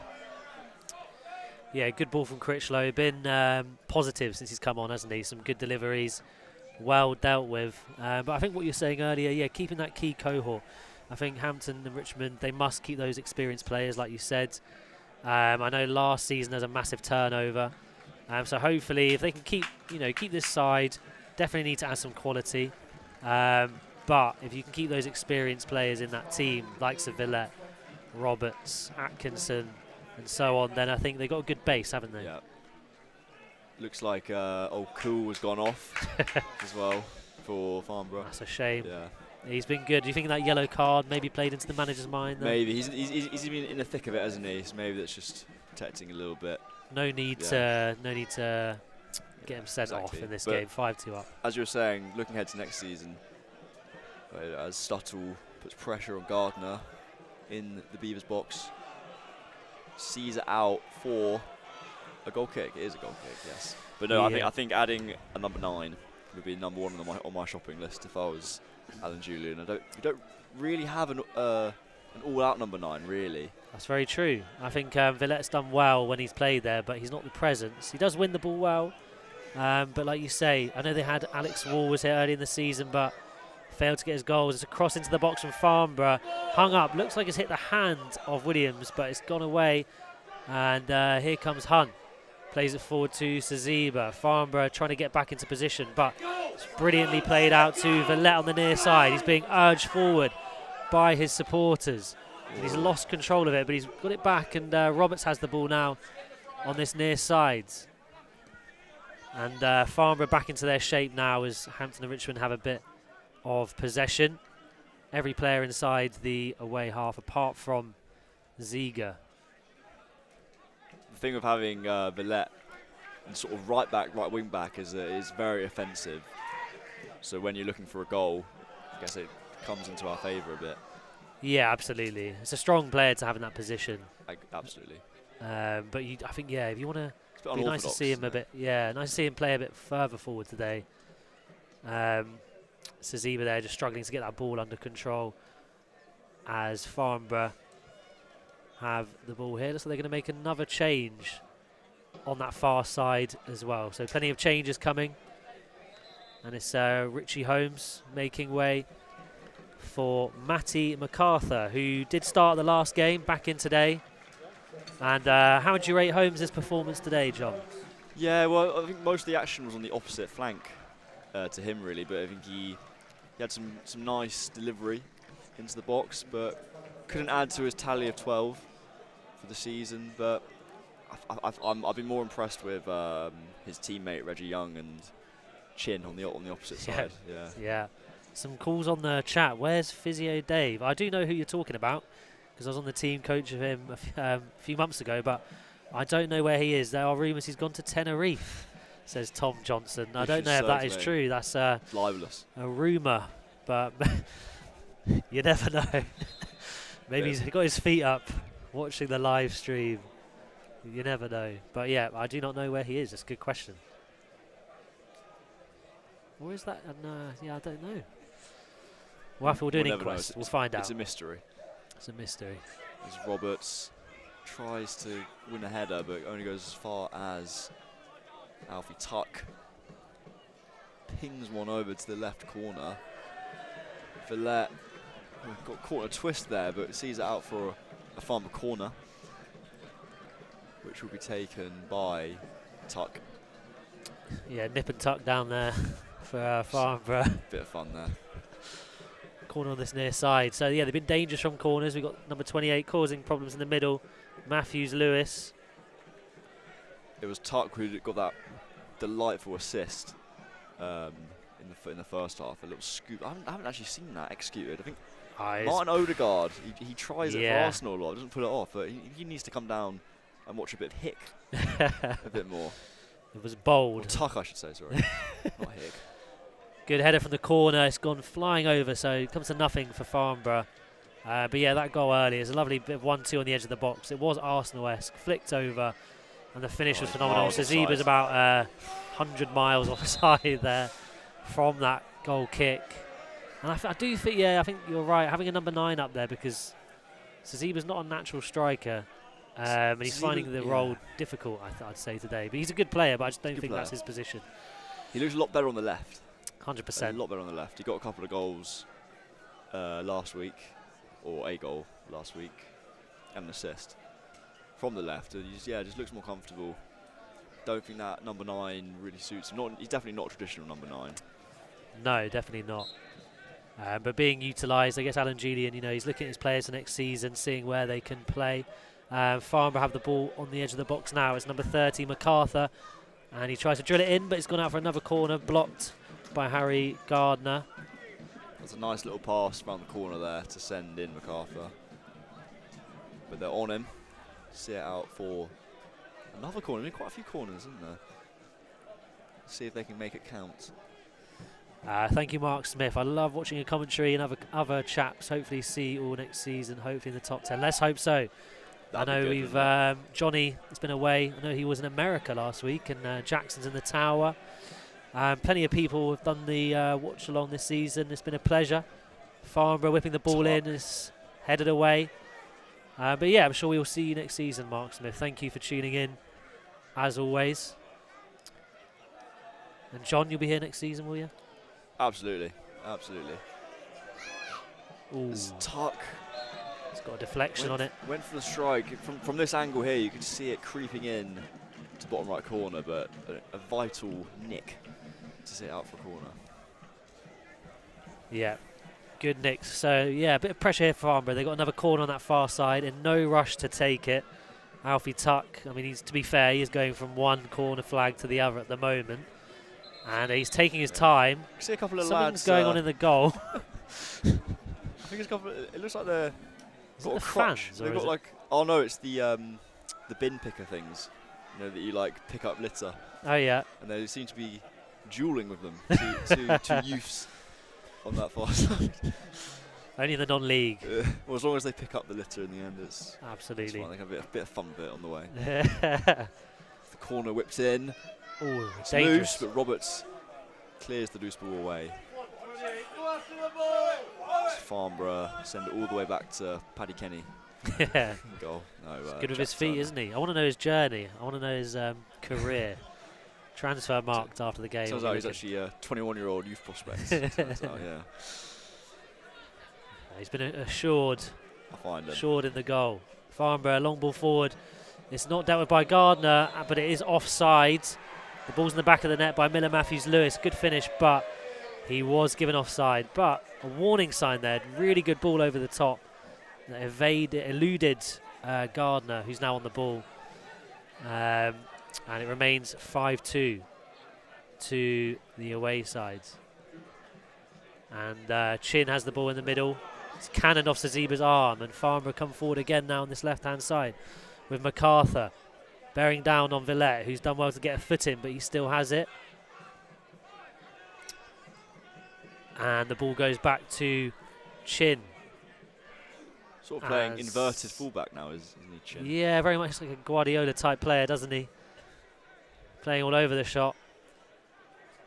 And Farnborough now have the ball on the edge. It's that 28 again, Matthews-Lewis. And scrappy. He's managed to get through there, and he's got his shot off. Good save, parried, it's gone in. And it's 6. And it is Johnny Stuttle. And that goal just shouldn't have happened there. But Farnborough will not care. They're 6-2 up. And that all came from Miller Matthews-Lewis battling with the ball on the edge. He managed to get it under his feet. Shot parried by Ziege and buried by Stuttle, John. And it's 6-2.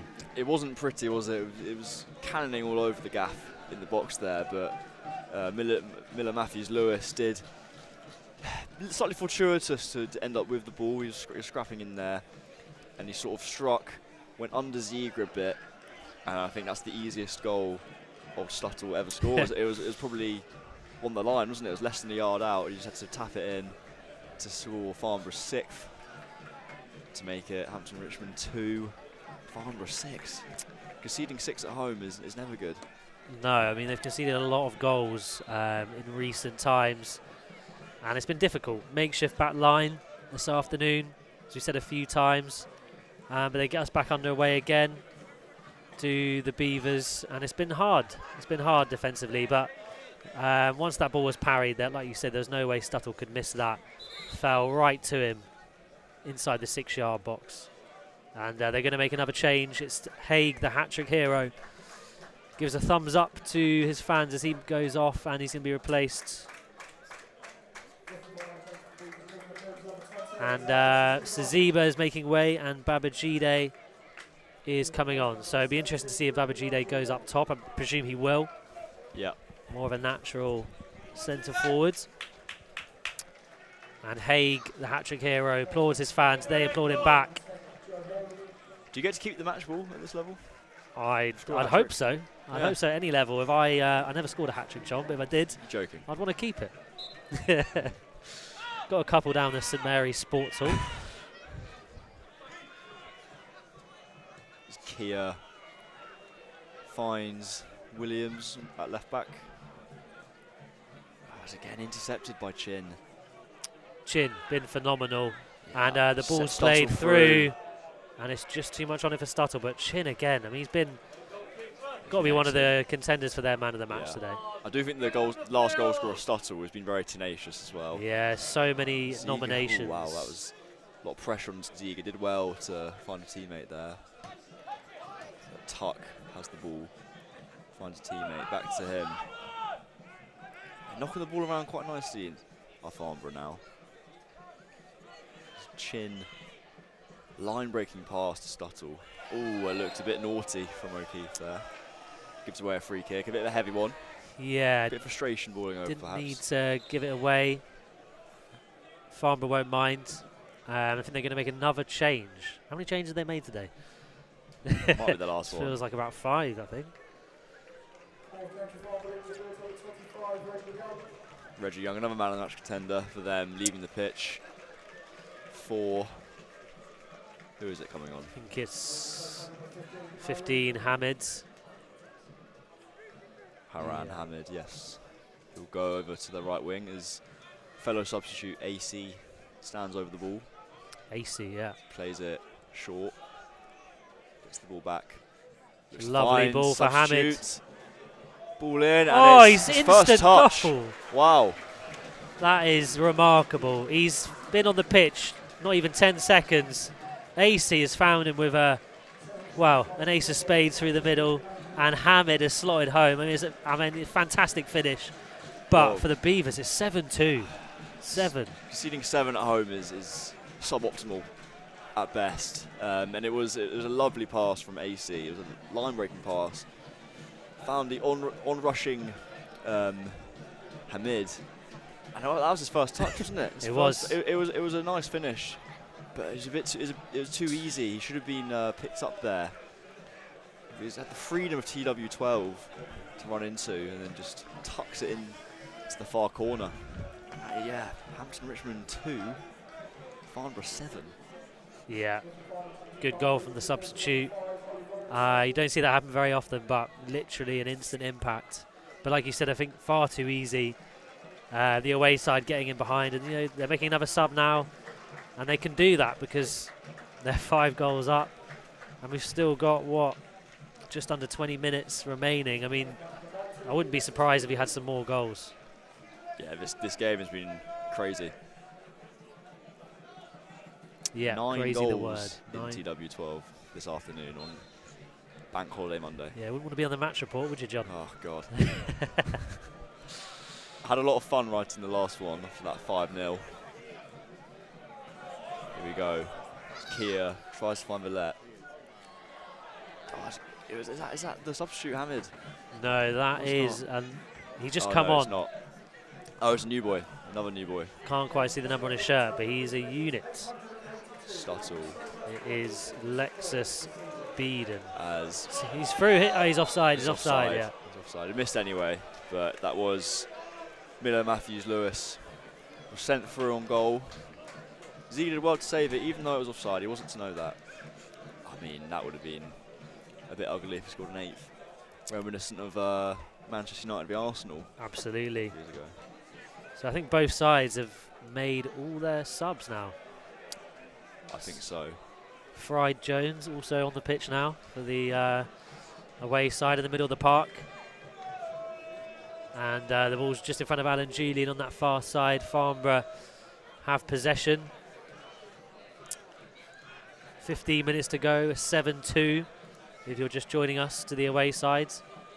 If we find a break in play, I'll update you on the scores elsewhere in the National League. There's been a couple of crucial goals for the title race. Absolutely. Chin bursting forward now, bearing on goal. He plays in Hamid, who gets another shot off, and it's well saved by Ziga. But again, too easy on that right-hand side. It's been utilised well by Farnborough. And Roberts now with the ball for the Beavers. Nice bit of play by Josh Keir. Takes it past 2. Now it's O'Keefe. He tries a step over, and now Williams on that far side. Babajide 1-2 with Williams. Can Hampton get a third? As Keir looks forward. Tries to play through Villette, but Critchlow, but too much on that. And it goes out for a goal kick. Just on different pages again, I think. I think in the first half we were slightly critical that, in the final third, just not quite landing the passes where they mean to. I think they got better. They got better at that with more intent, more decisive passing. Kind of slipping into that habit of the first half a little bit here. Just the passing's not quite on, is it? Yeah, like you say, it's broken down. I think, when they get around the edge of the box, it's that key pass doesn't quite come off. And like you say, not on the same wavelength, but when you've got players playing out of position and different personnel, I think that's bound to happen. Well, a goal, Worthing, Dorking Wanderers did equalise through Rutherford, who scored a few goals for them this season. Babajide smothered there, but no foul given. So what does that mean for the league table, do you know, John? There's a few other results. Truro 1-0 up at Weston-super-Mare. Torquay 3-0 up at Weymouth. As they're in again here, Farnborough, and it's number 30, Matty MacArthur, but well saved down low from Ziga with his right leg. And they want to throw on, but again, Farnborough in behind, getting a shot off. They still look dangerous. But yeah, the table, Truro are the leaders as it stands. Wow. Still about 15 minutes or so to go, but so it is changing hands as we speak. Dorking Wanderers have dropped to 6th as it stands. Ruthless. Because Torquay are up as well in 2nd, Eastbourne, Worthing, Boreham Wood. God, it's thrilling up there. Only, as it stands, 3 points between 1st and 6th. Well, fair play to Truro. I don't know if many would have had them as finishing top at the start of the season, so well done. But here we go again. It's MacArthur on that left-hand side. He's inside the box for Farnborough, pressing for an 8th, chipped in. And it's chested down by Matthews-Lewis. Claims for handball from the Farnborough fans, but Williams gets it away with Babajide in the middle of the park.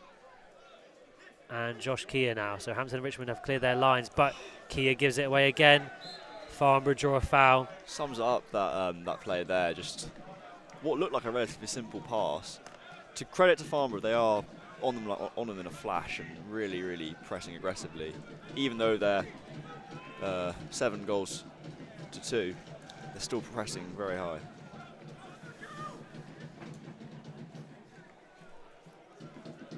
As MacArthur does well to get into the box there. He's down there on the left-hand side, and he took out, I think it was Babajide, or was it Keir, at filling in at right back. Managed to get a shot off, but it was across the face of goal. Yeah, a lot of venom on it. Went for that top corner. Would have been a sensational finish if he'd made it happen, but wide of the goal. Is Mark on his way down to the game? What's going on here? He said, I'll quickly run down from Witton, get there, jump on the pitch last 5 minutes, score 5, win 7-6. Mark, get yourself down. That'll be quite something. Yeah, he could do some more firepower if Mark can provide it. So we're in the 80th minute now, 10 minutes to go, plus injury time, and it is 7-2 to Farnborough. The Beavers have a throw in inside their own half. The floodlights are on. Last game of the season. Last home game of the season, should I say. One more game to go. And as it stands, Hampton and Richmond will sit in 18th place. Big win for Farnborough. Could take them up as high as 9th today, John. So good result for them if they can. They should see this out. Yeah, they are 9th as it stands. As O'Keefe sprays one out to Critchlow to find it, but it falls to Babajide, the centre. Again, just pass aren't quite landing, but O'Keefe's hustling in the midfield there. He's on a yellow, he has to be careful. Gives the foul away. Just a talking to from the referee. Yeah, I mean, he got the better of him there, didn't he? MacArthur glided past him and O'Keefe gave away the foul. Definitely not worthy of a second yellow, though. No. I thought it was frustrating with Hampton Richmond in the second half. You can see what they're trying to do. You see, like, you can see the overload, for example, like a 2-on-1 with fullback. But then just that final decision, it's just not quite landing at the moment. Yeah, and I think, you know, they're playing on the break for large parts of the game, and it's, you know, when they get that ball, trying to pass it forward, it hasn't paid off enough this afternoon. And to be fair to Farnborough, they've been good as they have the ball on the far side with Hamid.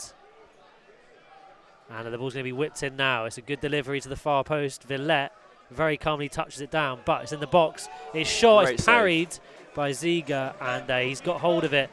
But that was well played there again by Stuttle, who's been involved. Yeah, it is back to goal there, sort of on the swivel. Did well to get a shot off, and Ziga had to react well down to the ground. And then a rather hopeful ball for Babajide to try and latch onto, which he could not do. So we're entering the last 8 minutes of normal time. And yeah, approaching the end of the game. Who stood out for you, John, today? From either team? Who do you think has caught the eye? Yeah, well, we've mentioned him a lot, I feel. Chin. I think, for their team. Richard Chin, number 7. There's a Farnborough. Poznan going on behind the goal, by the way, just for the fans. So Why Chin, not? yeah. Yeah, I think he's been good. The hello. Looks like MacArthur's been sent through on the left here. But Ziege gathers. Yeah, I would say on that right hand side, his teammate Reggie Young was dangerous as well. Of course, Cho Hay with a hat trick. How could we forget? I think any of those three have been dangerous.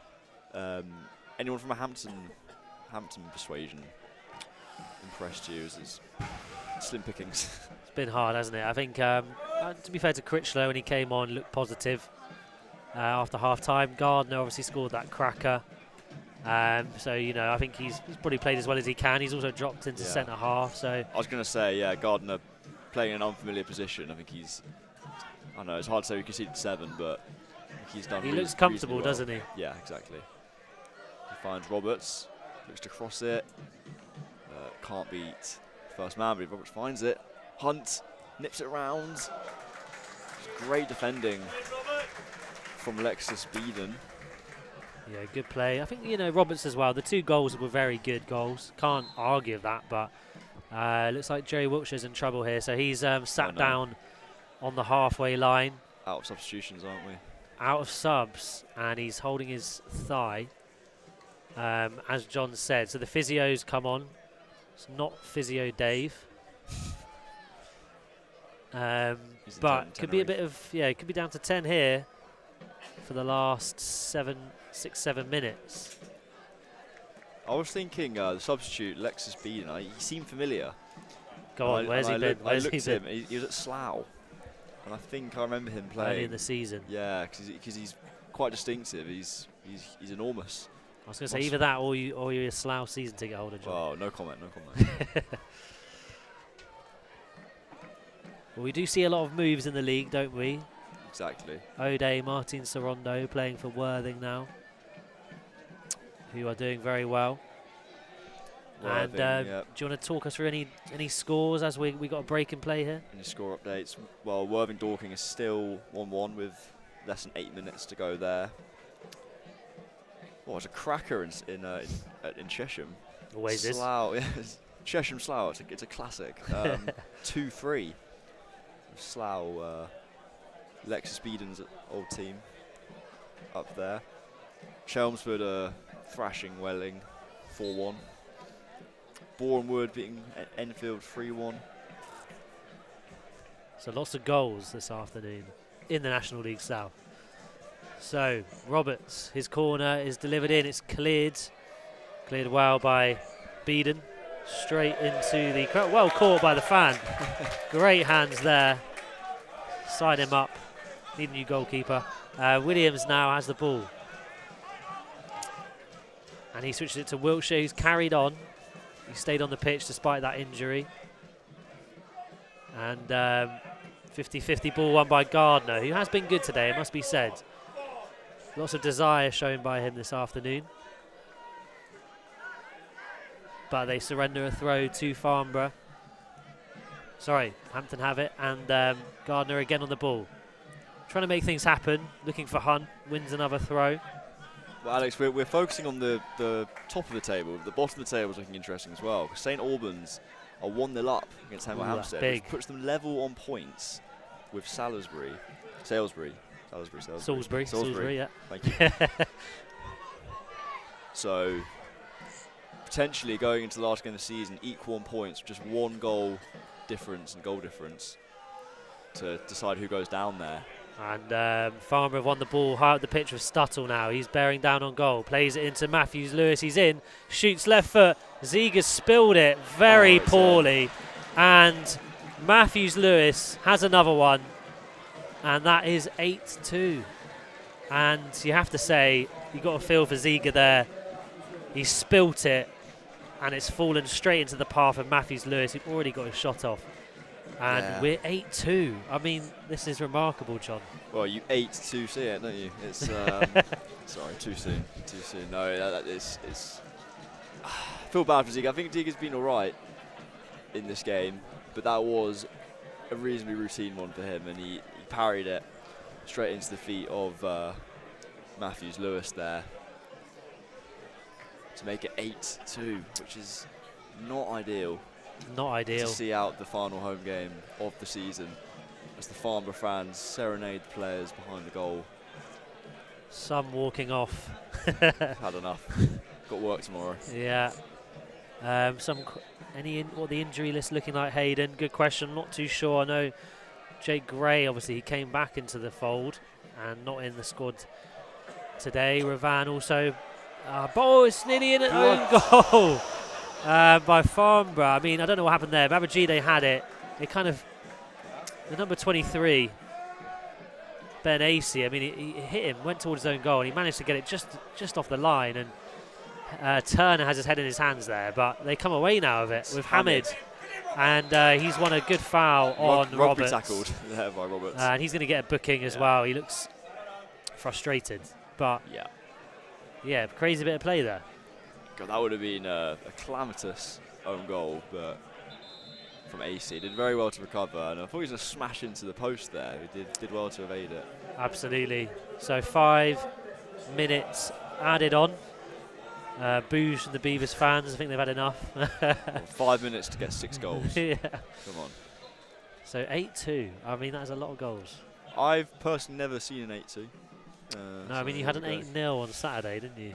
You played in an 8-0, and now you've been on the wrong side of an 8-2. How many goals have your team conceded this weekend, John? Must be about 18. Yeah, it is 18. Footballing-wise, this Easter weekend is an absolute disaster for me.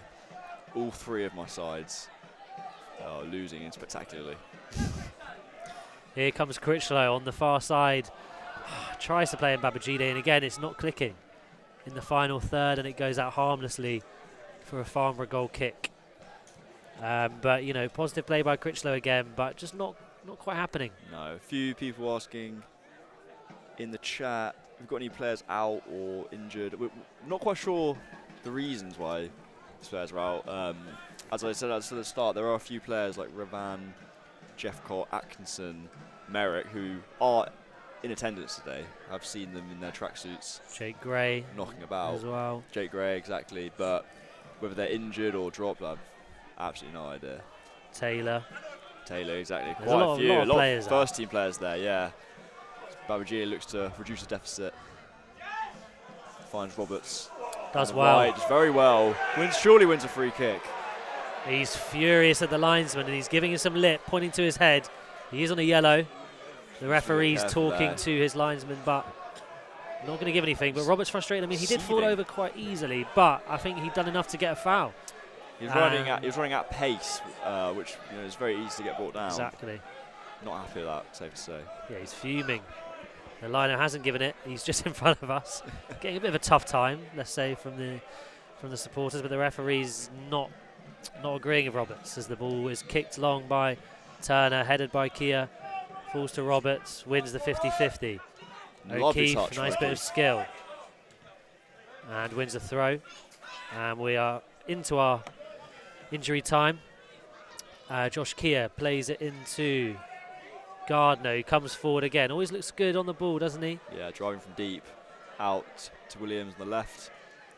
Critchlow into space, 30 yards from goal. But the ball trying to find O'Keefe straight into the Farnborough keeper's hands. He plays it long. Hamid dinks ball over to Matthews Lewis, but Ziga is first to it. Keeps possession, throws it out to Villette, driving from right back. Fans urging him to go forward, but too much on it. Can't find Roberts. It's just the story of the game, Alex. It's just you see some frustration, disappointment amongst the Hampton Richmond players there. It's just not quite. I feel like can't catch a break here, can they? With going forwards. Yeah, the ideas are there, but unfortunately the execution not quite there for the Beavers this afternoon. And yeah, they've had 2 goals, which tells you they've been 2 wonderful goals. But it's those through balls haven't quite worked for them this afternoon. I mean, it was 4-2 at one point. You know, It's true. Hampton Richmond were very much in the game. Started the second half very well, I must say. Definitely started the second half very well, but then yeah, just couldn't sustain the momentum.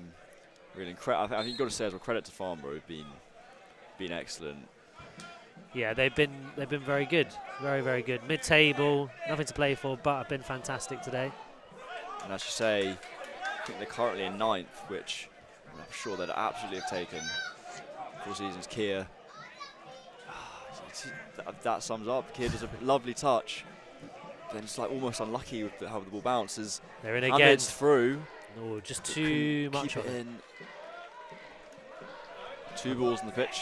Don't know where that's come from. It's just come From the out of the sky. The ball will have to go out. Substitute is going to retrieve the duplicate ball. So yeah, 8-2 here at the Bev. Not long to go. Possibly into our last minute of 5 minutes of added time. Well, if you told me that we're going to witness 10 goals at Beverley Stadium, I would have been licking my lips. What, 5-5, 6-4? No, it's unfortunately 8-2. It is 8-2 to Farnborough. And the referee puts us out of our misery. So some boos from supporters in the Bev. It is Hampton Richmond 2, Farnborough 8. Very disappointing afternoon in TW12 to close out the last home game of the season. Yeah, absolutely. In truth, it's a difficult afternoon for the Beavers. At times looked great. 2 wonderful goals from Robertson Gardner, but Farnborough way too strong this afternoon, and they have ran out 8-2 winners. But thank you everyone who's joined us today, watching the live stream on YouTube. It's been a pleasure. Our last one of the season, it must be said, as well. So thank you for those who've joined us throughout the season. It's been great. And one more game to go for Hampton and Richmond before the season Next Saturday closes. at Slough, 3 o'clock. So next weekend at Slough. See you there. But much to reflect on for Alan Julian and his side this afternoon as the season draws to a close. Thank you for joining us. I have been your co-host, Alex Charlton, and thank you, John Harlan, this afternoon. Well, Alex, thank you. If I was going to sit through an 8-2 drubbing, there's no one I'd rather do it with than yourself. And yeah, thanks everyone for leaving your comments as usual. Anything else to get through before we go? Last results have been very concerning. Yogi McBar, also watched from the other Richmond in the United States.